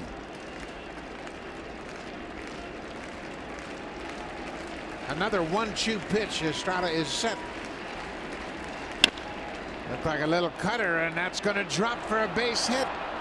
Pinder's around third. He's going to score. Fowler slides in safely with his second RBI, and he has driven in both A's runs as they have a 2-1 lead. Yeah, that looked like a cutter. And it didn't cut down. It stayed on the hitting plane just a little bit too long. Hand on the side of the ball, and there's the cutting action. And Fowler is able to fight it off and put it into the outfield where nobody's standing. So 2 out back-to-back doubles by the A's have broken the tie. Chad Pinder getting his first hit in 6 at-bats against Estrada. He scores the go-ahead run. Josh Fagley.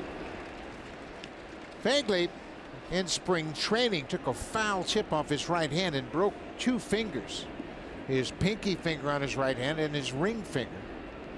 He started the season on the DL and then was in minor leagues starting in AAA. Just called up. Just called up because Bruce Maxwell could not get into the country. So Fagley's here. Fagley knows the team, knows the pitchers, and Bob Melvin is very comfortable starting him in this game. He was recalled from Nashville for the first time this season. This is his first game.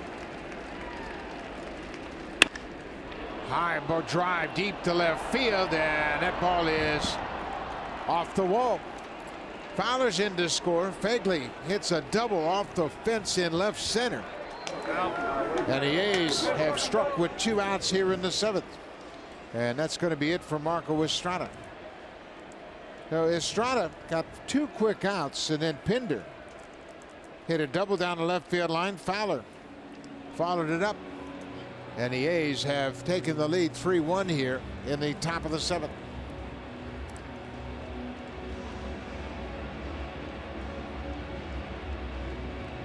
Marco Estrada gives up 3 runs on 7 hits. The runner at second, his responsibility. Danny Barnes into the game to face Marcus Semien, the leadoff man.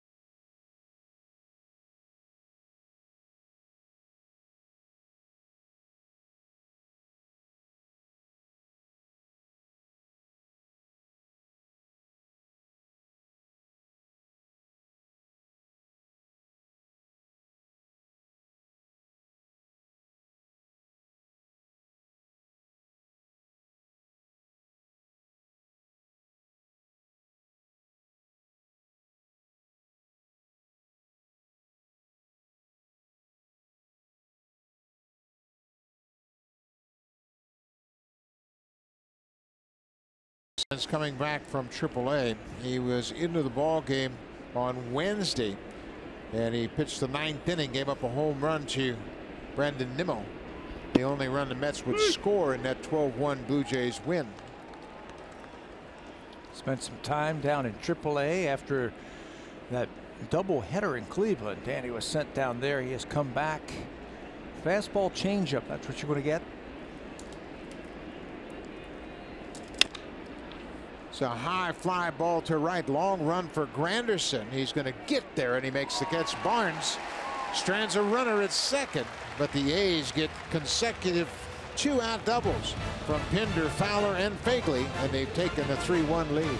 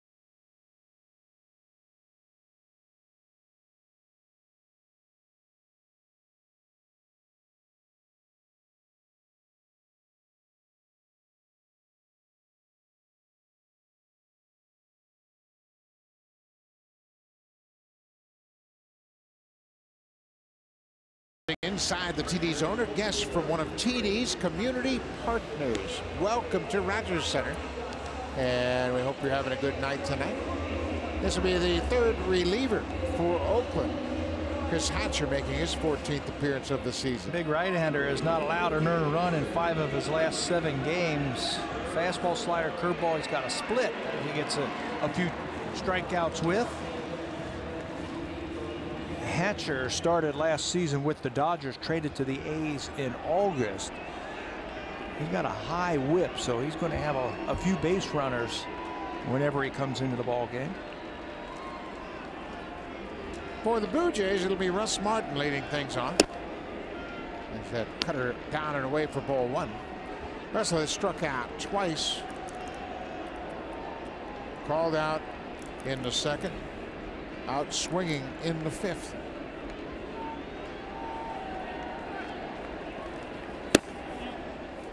2-0.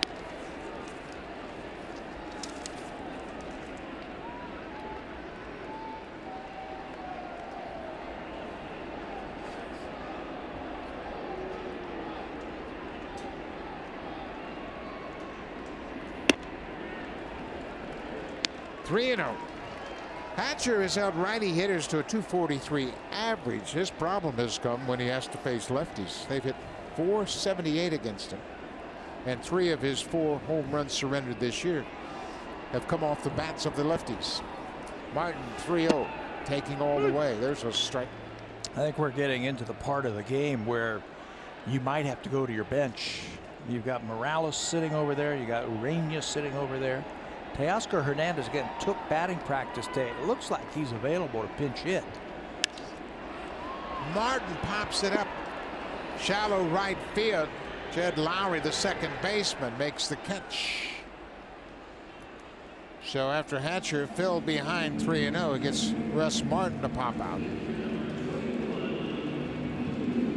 So now Luke Maile will step to the plate. Maile scored a Blue Jay runs. He had a 1-out double in the 5th. He was knocked in by Gio Urshela, who had a little bloop base hit to right. Urshela's first RBI.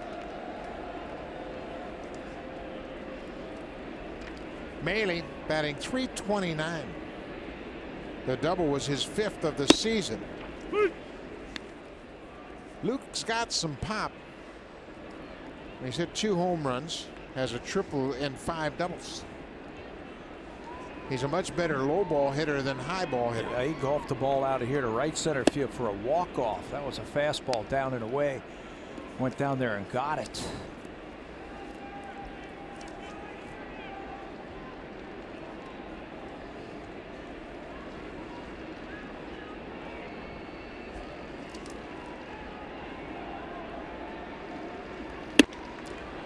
There's that high fastball. The A's have that book on Maley. They elevate the fastball for the strikeout.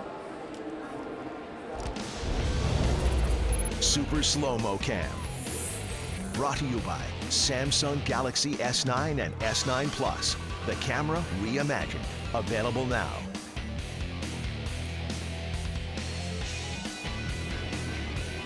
Hatcher with a strikeout. The A's have now recorded 11 strikeouts tonight. All by the relievers. Dwight Smith Jr. He's 0 for 2 with a strikeout.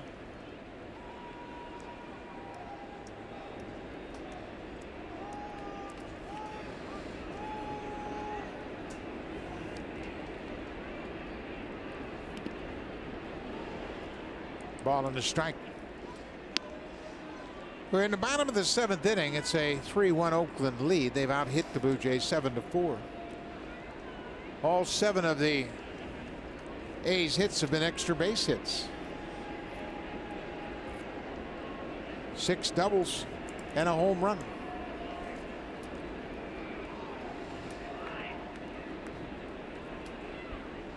Here's Richard Urania. Picked up a bat and come out on deck. You mentioned the numbers that Chris Hatcher has. Lefty-righty splits. Lefty's hitting at a higher average. There's that split for strike 2. The 6 doubles the Oakland A's have hit tonight, the most they've hit this season. They had 5 doubles way back on the 17th of April against the White Sox at home.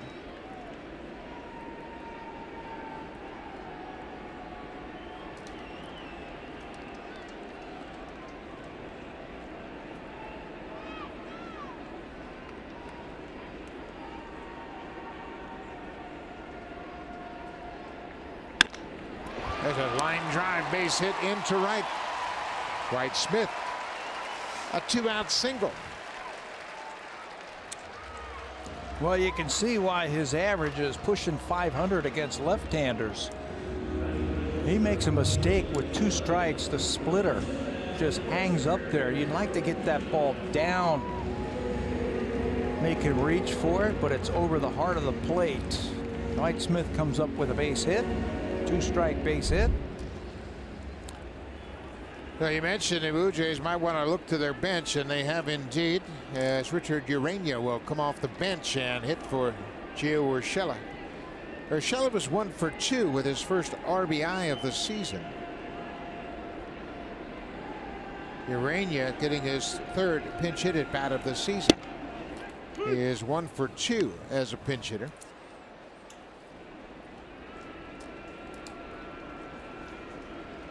Richard started the game last night at shortstop and was 2 for 4, scored a run. Urshela drove in the only Blue Jay run of the night. That was a 2-out base hit in the 5th. How about some more 2-out lightning for the Jays here in the 7th? Urania hit a 3-run home run in the 9th inning on Wednesday at Citi Field against the Mets. Been swinging the bat well over his last 5 games. To me, he looks like a promising hitter, a switch hitter. He's got a pretty good stroke from both sides of the plate. I know he hasn't put up great offensive numbers yet, but I think there's a lot of potential there. Just look at the bat to ball ability. You can see it, and he's a switch hitter. Almost walked into that high fastball, but yeah, I think so. He was taking batting practice today, and they were working on hitting the ball the other way, and Louis Rivera told him to stay on top of the ball just a little bit more. He was getting underneath it and hitting some lazy balls to right field. Says stay on top of the ball a little bit. Made that adjustment right there in the batting cage. Another splitter in the dirt. Ryan Tepera loosening up, getting ready for the top of the 8th. Danny Barnes faced one batter and closed out the 7th.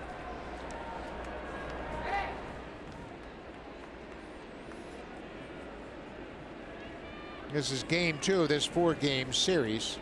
Tomorrow afternoon, Sam Gaviglio will make his first start for the Blue Jays. He'll be opposed by the lefty Sean Manaea. Hatcher finally saw a pitch he liked. After offering several pitches, Fegley got to the right one. Yeah, it looked like he was going to throw over to first base and then stepped off. I don't know if he's really sure what he wants to do here. Yeah, throw over to first base. That was the sign that confused him. Bob Melvin, the manager, a former catcher in his playing days. Look, he's got a little smile on his face. He said, I caught him off guard. Fegley had called for the throw over, and Hatcher wasn't sure what he was looking at.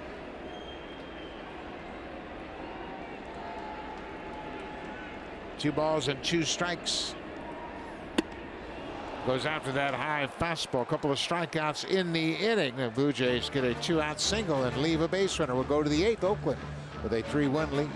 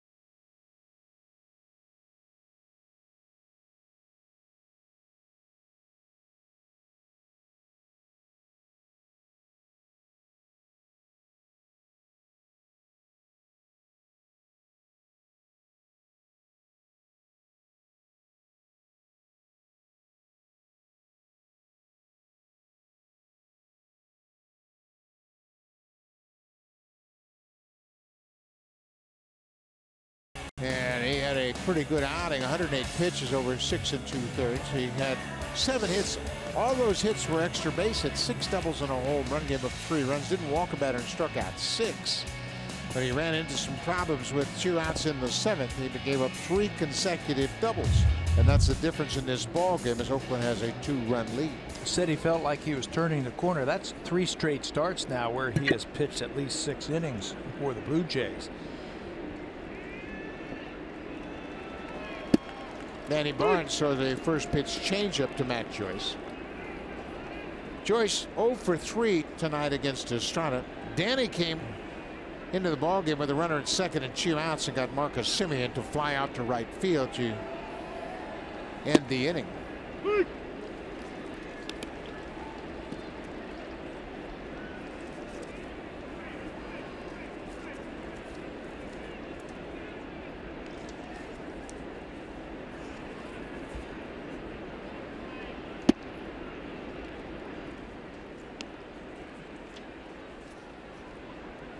Matt Joyce facing Barnes for the first time in his career. And you've got a lefty, a switch hitter, a righty, and then another lefty. And you say, well, should we bring in a left-hander against him? There's a slider that Barnes has been working on. Danny can handle left-handed batters. I think the equalizer against those lefties is when he's got that changeup working, when he's getting some depth on that changeup and taking a little heat off of it. He can get left-handers out. Missed his spot trying to go in and threw it away. Aaron Loop loosening up. Jed Lowry is the on-deck hitter. Jed's a switch hitter, so you wouldn't think that that would be the reason. Matt Olson in the 5th spot. He's probably the focus of Aaron Loop getting loose. That's it right there, because again, he can handle the lefties when he throws that changeup for strikes. High pop-up. Dwight Smith Jr. over near the left field foul line. He's there, makes the catch. 1 away.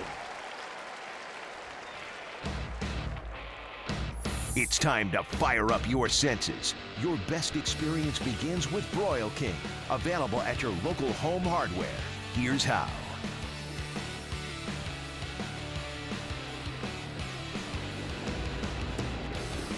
Great shot of the beautiful Rogers Center. You can see Matt Chapman is down in the bullpen throwing. That's obviously with thoughts of coming in as a defensive replacement. Lowry grounds to Smoke. 2 quick outs for Barnes here in the 8th. Merrill Petit was also throwing. Yeah, and he threw in yesterday's game and actually got the win. Players will do that. They'll go down to the bullpen, so they're moving around and they're throwing and they're stretching. They had a little bit more room down there than they do in the dugout.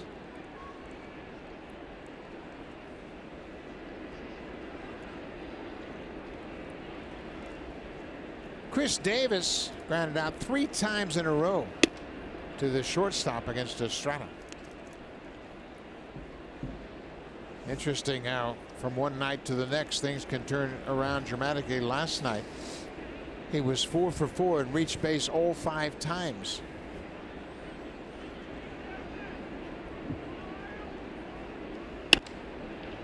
Little looper into right. Granderson will play it on a hop. Davis hits a flare into right field, a 2-out single. And here is Matt Olson. So with that, Aaron Loop is ready, and John Gibbons making his way to the mound.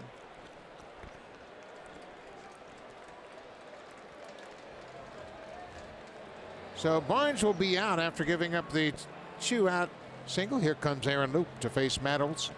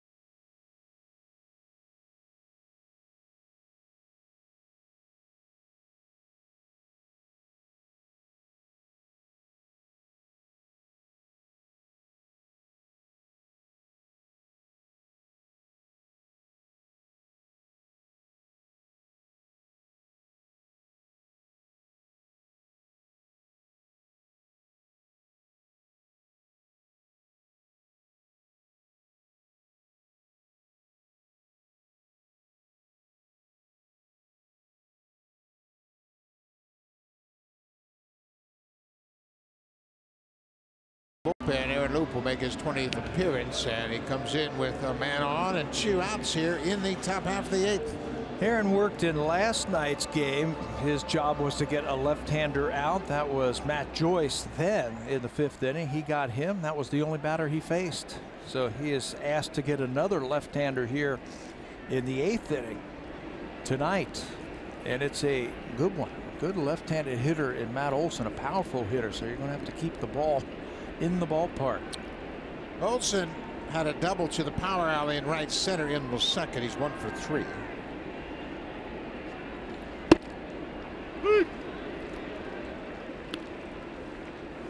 Olson facing Luke for the first time, and Aaron does what you want. Gets ahead of him. The hitter doesn't have much information, doesn't have much experience, so go ahead and be aggressive. In the side off the plate. Well, doesn't it look like Olson is on the plate a little bit more than before with Loop? Maybe to try and catch that breaking ball. I don't recall him being this close. That's where his hands are. They're out basically over the middle of the plate. Breaking ball off the plate inside. 2-1 now. He'll come right back with that breaking ball again. It's fresh in Loop's mind how that bad one felt. So call it again. You'll probably get a good one. He heard you. He wouldn't offer at it. It's 3-1 now.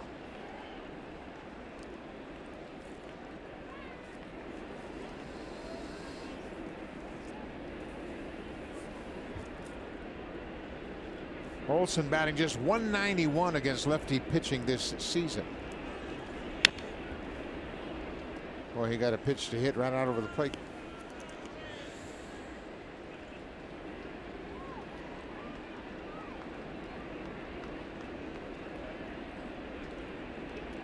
Olson with just 2 doubles, the only extra base hits he has facing a lefty pitcher. 3-2 now. A little bit of a head start for Chris Davis at first base. And there he goes. Little bouncer right at home. Maley got on it quickly, but it was in foul ground. So Davis will go back to first. Marcana, the right fielder, is 0 for 3. The A's last night scored 10 runs on 14 hits. So far tonight, 3 runs on 8 hits. But they have homered again tonight. Dustin Fowler with his first big league home run back in the 3rd. Another fastball inside.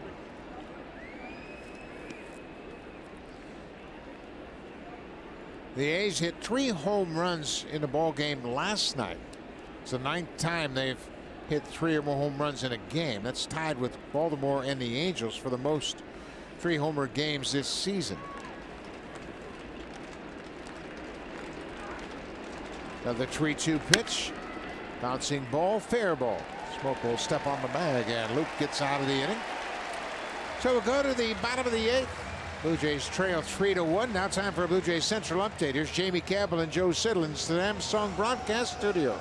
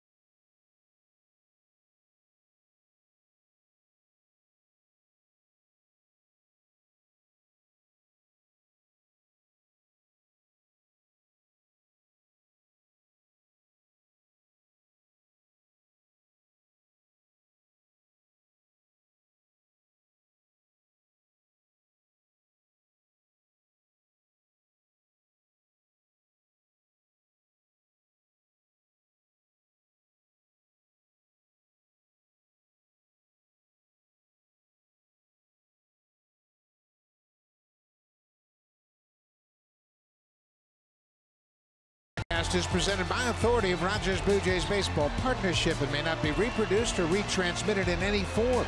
And the accounts and descriptions of this game may not be disseminated without the express written consent of Rogers Blue Jays Baseball Partnership. 21,703 here in Rogers Center tonight, and the Blue Jays need to rally. They trail by 2 as they're set to bat in the 8th against a new pitcher for Oakland. A familiar pitcher, Yusmeiro Petit. They faced him last night. He actually got the win last year, career high 60 games, 5-2 with a career high 4 saves. That was with the Angels. He turned that into a free agent contract, $10 million 2-year deal with Oakland. Matt Chapman comes on defensively, taking over at third base for Chad Pinder. Pinder started the game, and Chapman's in here to play defense in the 8th.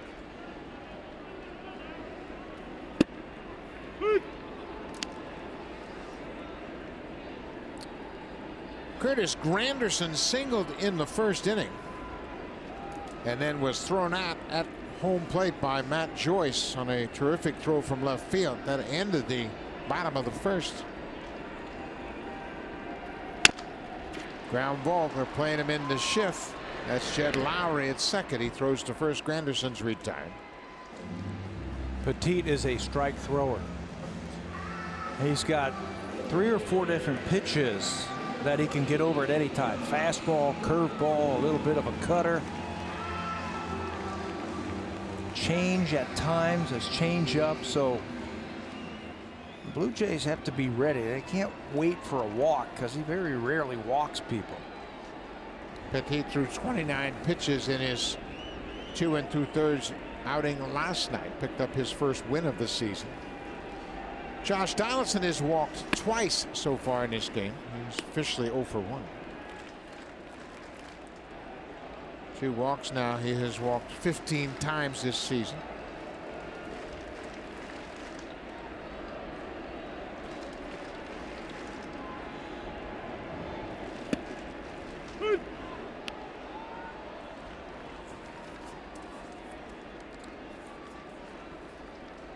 Teoscar Hernandez still on the shelf. Bit of a back problem. As Pat mentioned earlier, he took batting practice today, so hopefully he's getting closer to getting back in the lineup. Donaldson swings and misses to that fastball.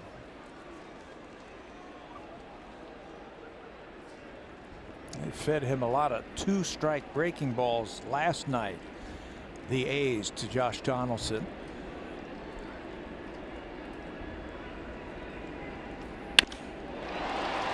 High fly ball to center. Donaldson went upstairs and tomahawked that ball, but Dustin Fowler is there to make the catch. 2 outs.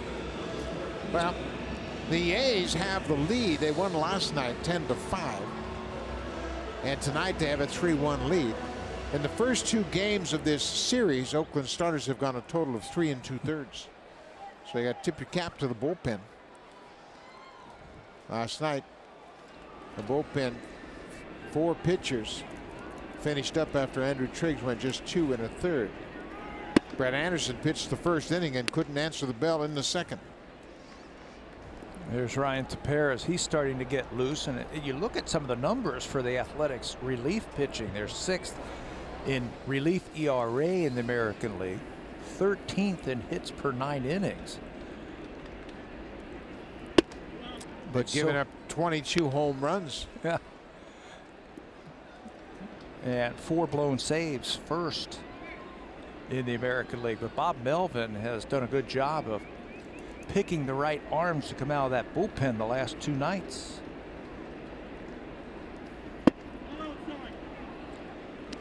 So Justin Smoak, riding that 5-game hit streak, has a 3-0 count now with 2 outs in the 8th. Blue Jays are down by 2. Solarte had a single in the first. Ball 4. So Smoak walks for the first time, and Blue Jays now will have the tying run come to the plate here in the 8th.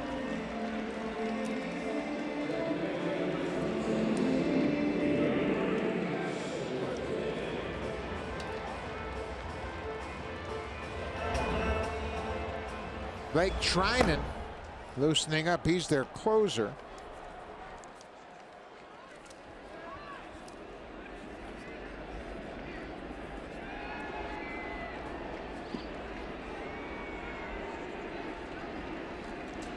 Solarte. Be ready for that first pitch fastball. And Petit has suddenly gone wild with that fastball. Solarte has 9 at-bats against Petit. He's 2 for 9, so he has faced him quite a bit.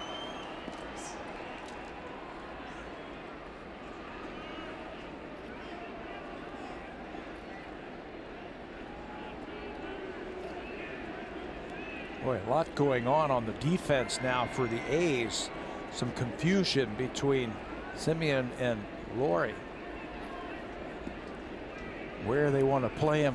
Solarte in the shift. The outfielders are deep, and I mean really deep. Ground ball, base hit to right. Solarte single. Smoke goes to second. So the Blue Jays have 2 aboard here with 2 outs. Second hit of the night for Yannivis Solarte. And I don't care how deep you play, when you hit it as well as he hit it and put it in a good spot, you're not going to catch it. First baseman Olsen not holding the runner on. The second baseman Lowry deep. No chance. Second hit of the night for Solarte. He lined out a couple of times last night, so it looks like he's starting to get hot.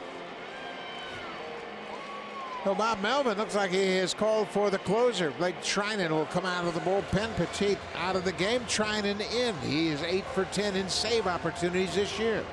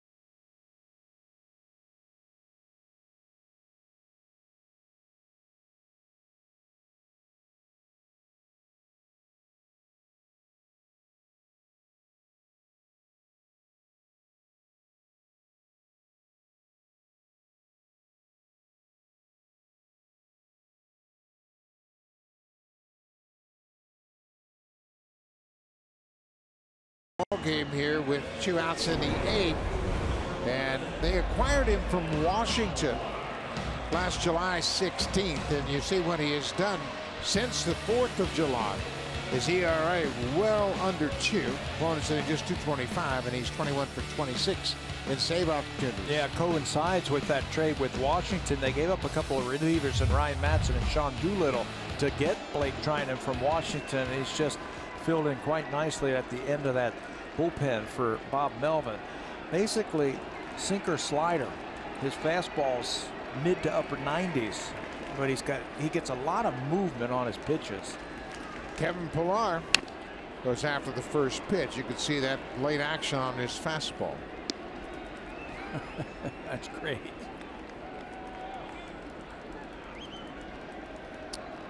Kevin is 0 for 3 so far. Blue Jays have 6 hits. They scored their only run in the 5th. Smokes at second. Solarte's at first.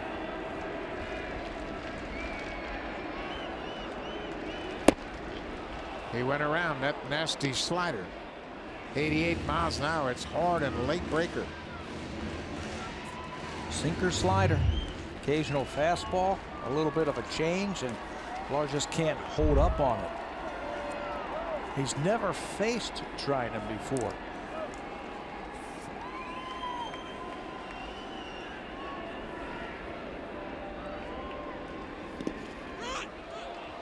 Ball in front. You could hear the pitcher Trinan telling Fagley where that ball was in front.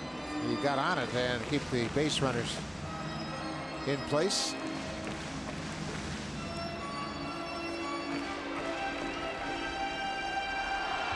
Blue Jays got 2 aboard with 2 outs. Smoke drew a 2-out walk against Petit, and then Solarte had a single to right.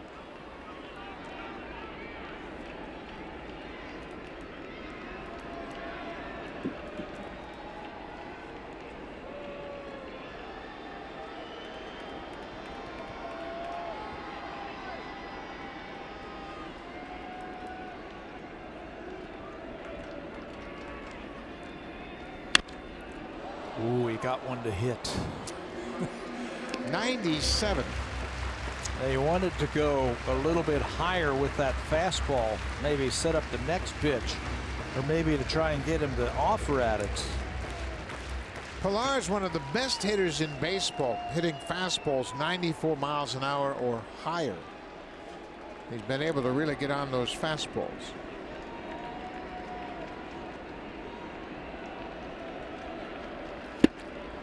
Boy, that was a tough sinker down and in. Pilar thought he foul tipped it, but Begley tags him out the end inning. Blue Jays get a couple of base runners on, but strand 2. In the 8th, we'll go to the 9th. Oakland with a 3-1 lead.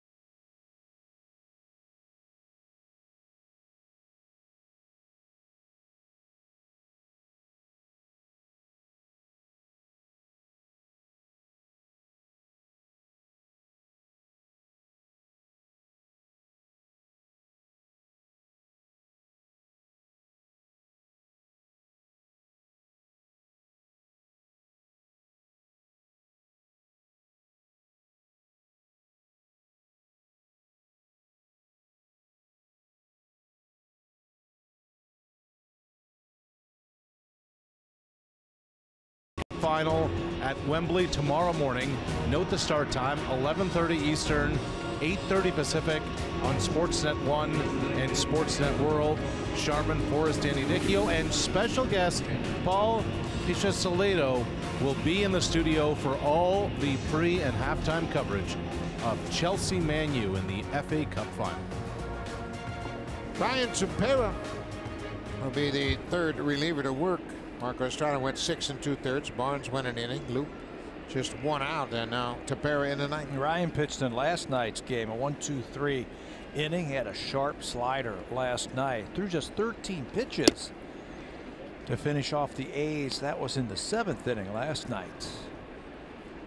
Right fielder Mark Canha takes the first pitch outside for ball 1.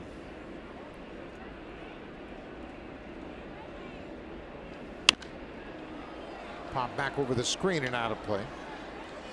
Canha is 0 for 3.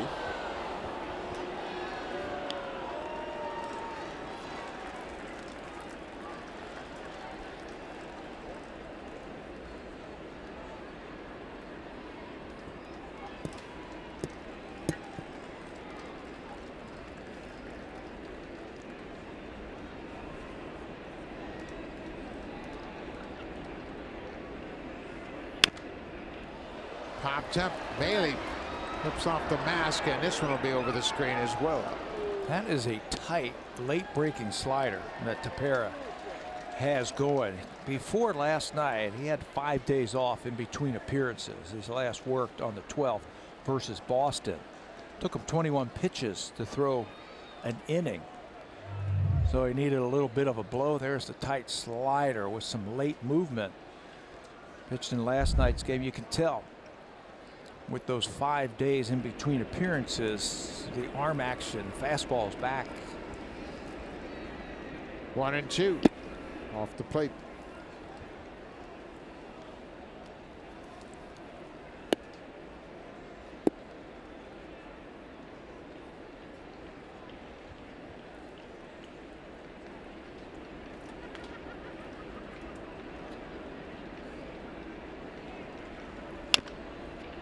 So foul up the third baseline.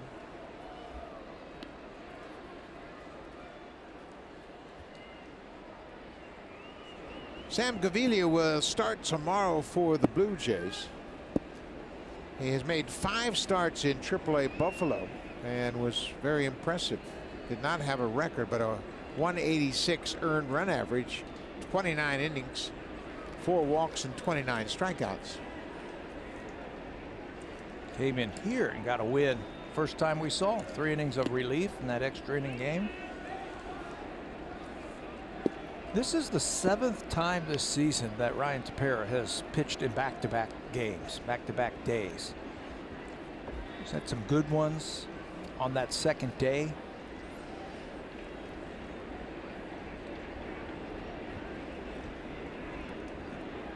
He pitched in back-to-back games against Kansas City through a third of an inning. That's a good fastball. 96 with a lot of movement down and in. Tepera strikes out Kenna. They don't usually like to use the relievers 3 days in a row.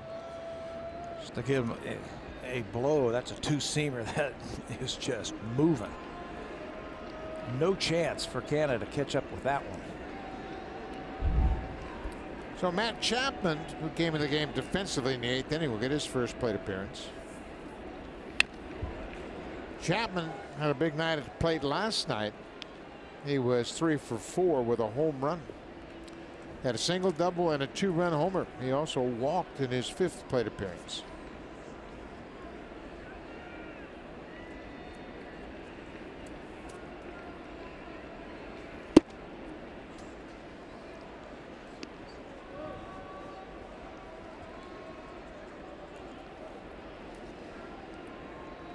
Chapman hitting .244 for the season. His home run last night was his 8th of the season. Sharply hit past Martin into left field. Chapman's around first. He's going to head for second. Here's the throw. It is not in time.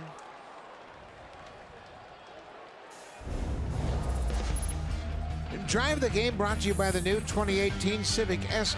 When it leads off, it leads for good. Dustin Fowler got the scoring started in the 3rd with his first major league home run. The Blue Jays are tied in the 5th, and then Fowler once again. This is in the 7th inning.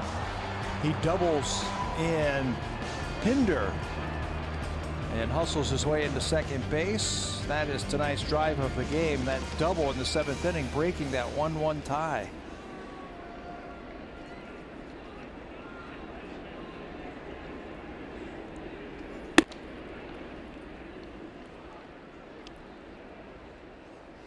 That's Martin playing at third base. Just can't react quick enough. This ball has passed him for a double.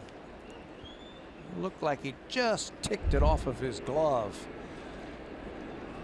It ended up being another double for the A's tonight. 7 doubles for Oakland. The last time they had 7 doubles in a game was last August 6th against the Angels in Anaheim.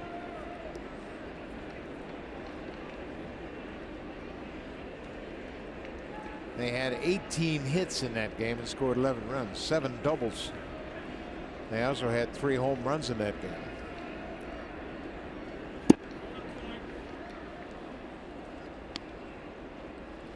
For Chapman, that's his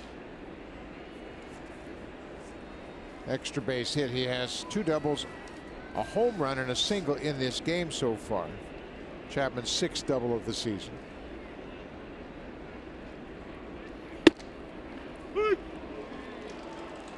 Fowler surprised at that late call. Looked like it might have been ball 4.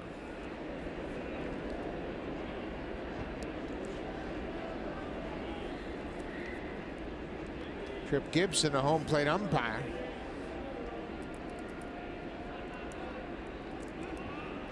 Second base, and it's close, but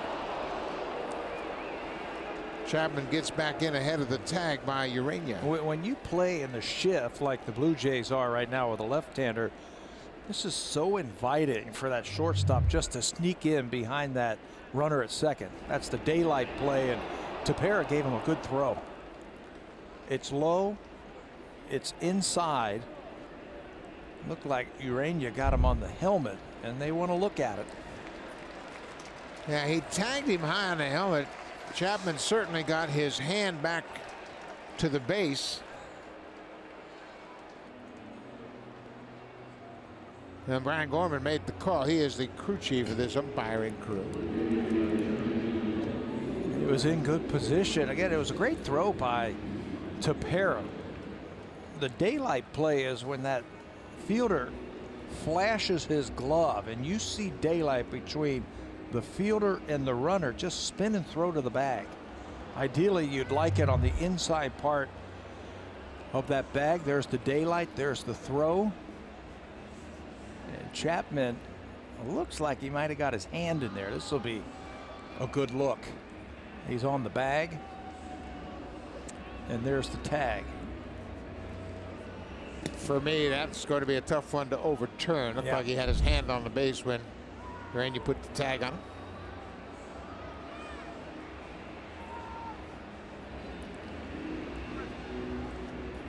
And the umpire's taking a good long look at this in New York.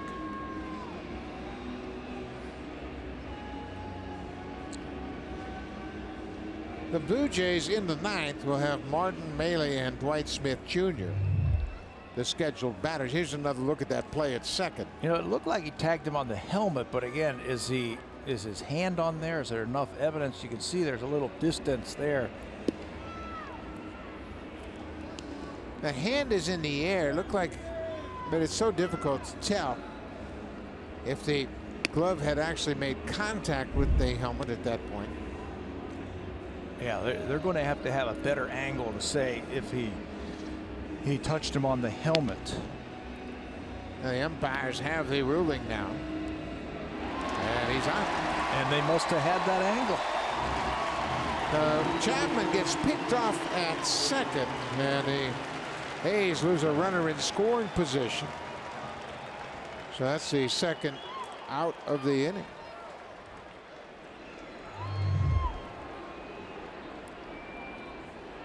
Hey, you make a good play, yeah, you got to celebrate. And he made a good play. Yeah, the timing was perfect. 3-1 to Fowler. Now it's 3-2.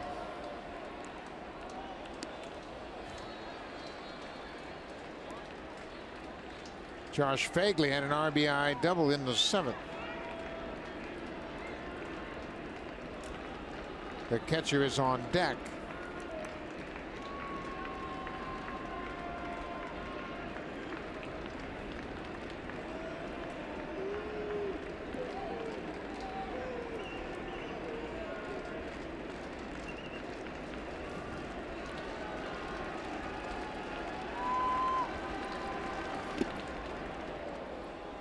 Ball 4, 2-out walk to Dustin Fowler. So Fagley will get another at bat.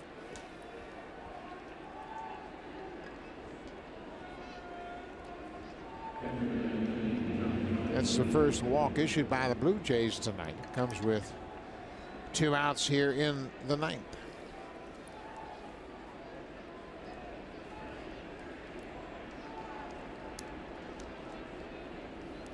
Fagley played 25 games in AAA, hit .224.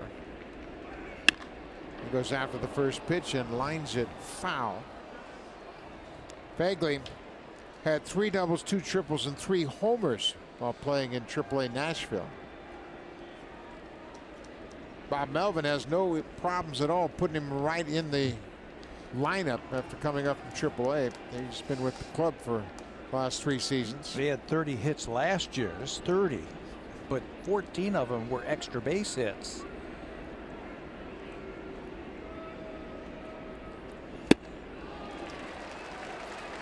Oh, and 2. His extra base hit in the 7th inning gave him a little bit of insurance. He drove into second run in that 2-run 7th inning, and that's where we stand now, 3-1. Fowler looks like he wants to run.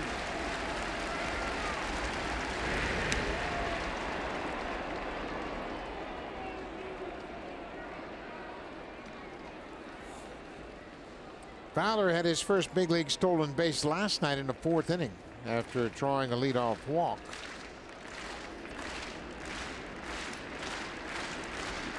They don't run a lot, the Oakland A's. They got to pick their spots. Looked like he stepped towards second base.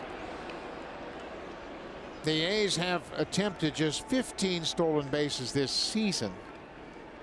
They were successful 8 times. That's the lowest stolen base percentage in the majors.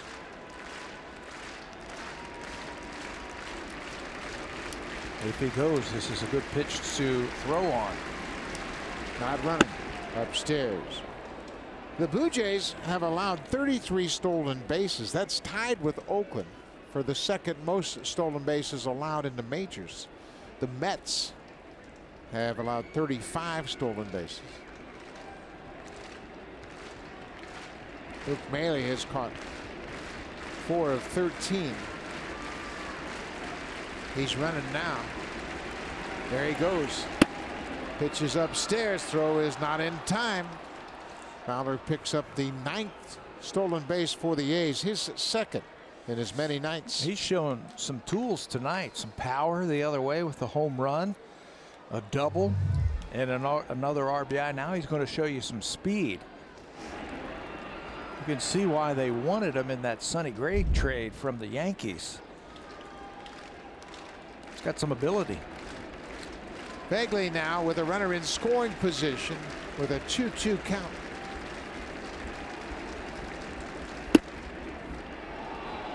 Looked like a pretty good pitch. Trip Gibson looked like he was about set to call strike 3. Now it's a full count.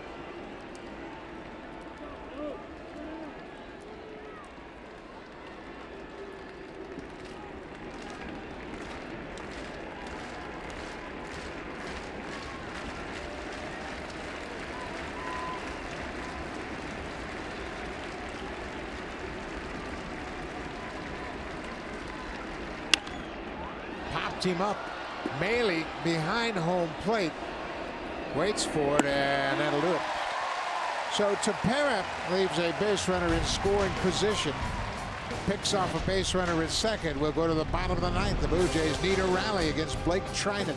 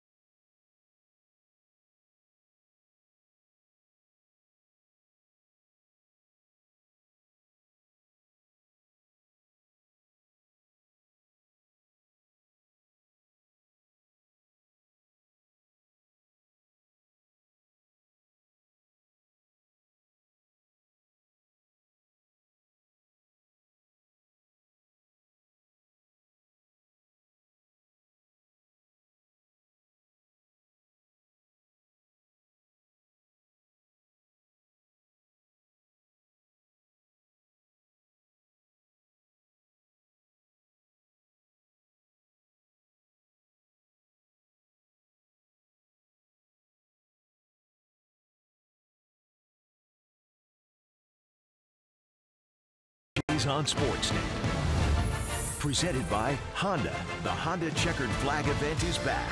It's the best time to find a Honda you'll love.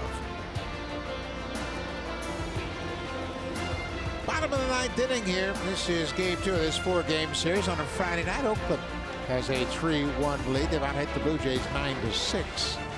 Oakland has 8 extra base hits tonight, 7 doubles and a home run. So it'll be up to Russell Martin to get things going against Blake Trinan here in the ninth. Russell is 0 for 3 with a couple of strikeouts.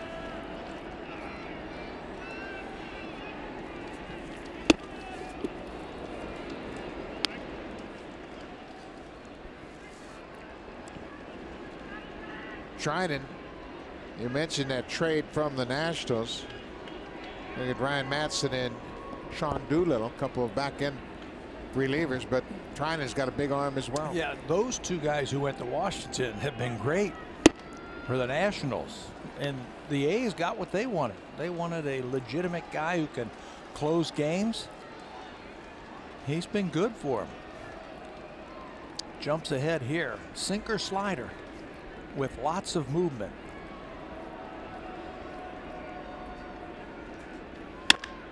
Another fastball hit on the ground. Chapman came into the game to play defense in the 8th. He throws out Martin.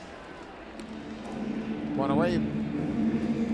Well, if you're thinking about a comeback here, you got to figure out to get Kendrys Morales to the plate, or Curtis Granderson. Both of them have big numbers against Trinan in their career. There's Kendrys. He's hit a home run. Granderson 3 for 5 with a home run. So we need to get a couple of guys on base for those guys. A couple of bloops and a blast should do it. Trinan originally signed with the A's. He was traded to Washington before he ever got to the big leagues. He was drafted in 2011 in the 7th round, and then in 2013 in January as part of a 3-team trade. Involved A.J. Cole, John Jaso. Mike Morse went to the Mariners from Washington. So it was Seattle, Washington, and Oakland, and Trinan was sent to the Nationals. Is that one where the GM goes, ooh, do-over.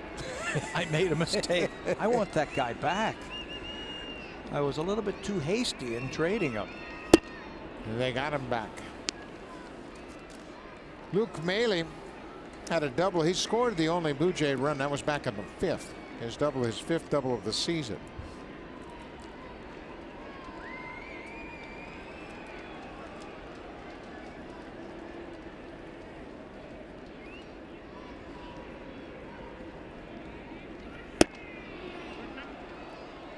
Check swing. 2-2.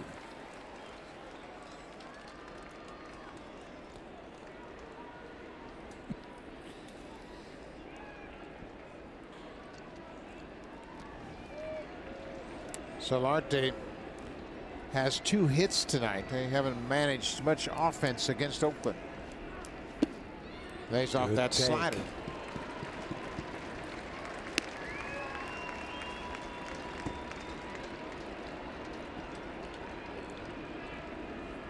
Blue Jays have a total of 6 hits. Curtis Granderson got his hit leading off the game in the bottom of the 1st. 3-2 pitch to Maile. Another good fastball at 98. Yeah, with great movement. The difference between the hits, I think, are the difference between the game tonight. Blue Jays have 6 hits, 5 singles. And the A's have a lot of, I mean, a bushel full of extra base hits. They have 9 hits in the game. 8 of them have gone for extra bases, including 7 doubles. Now, Dwight Smith Jr., he had a 2-out single off Chris Hatcher in the 7th.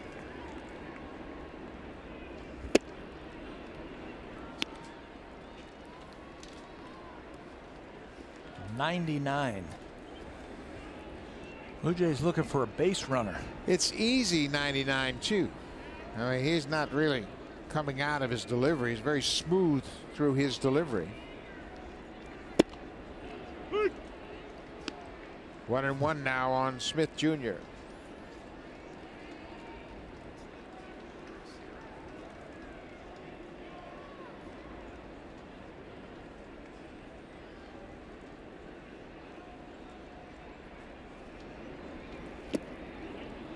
They peel down to third. Adrian Johnson said he couldn't hold up on that nasty slider.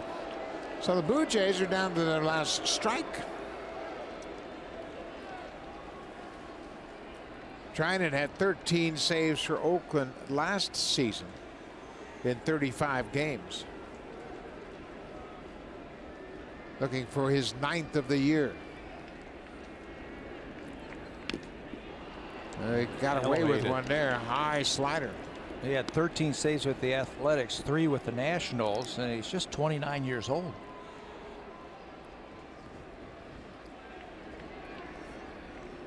Another one of those former starters. When he was drafted, he was a starter in the minor leagues, so he got his innings. He got his experience, and then transitioned into the bullpen in 2015. Way outside. Yeah, that's kind of unusual in this day and age for closers to develop as starters.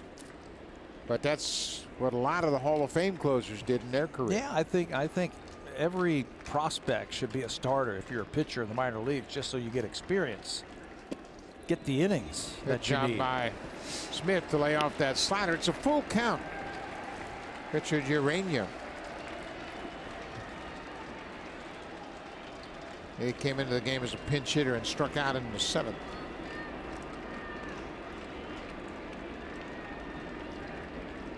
Three and 2.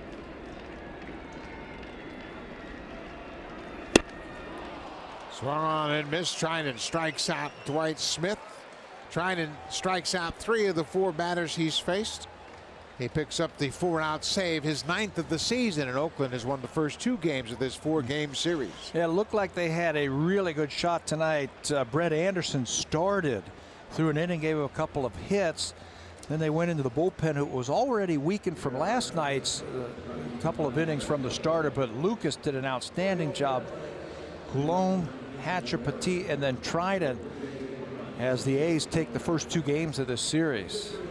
Josh Lucas did a terrific job with 7 strikeouts. Sean Manaea, he's thrown a no-hitter already this season. He'll start tomorrow for Oakland. Thanks for watching, folks. Stay tuned. Here's Blue Jays Central with Jamie and Joe.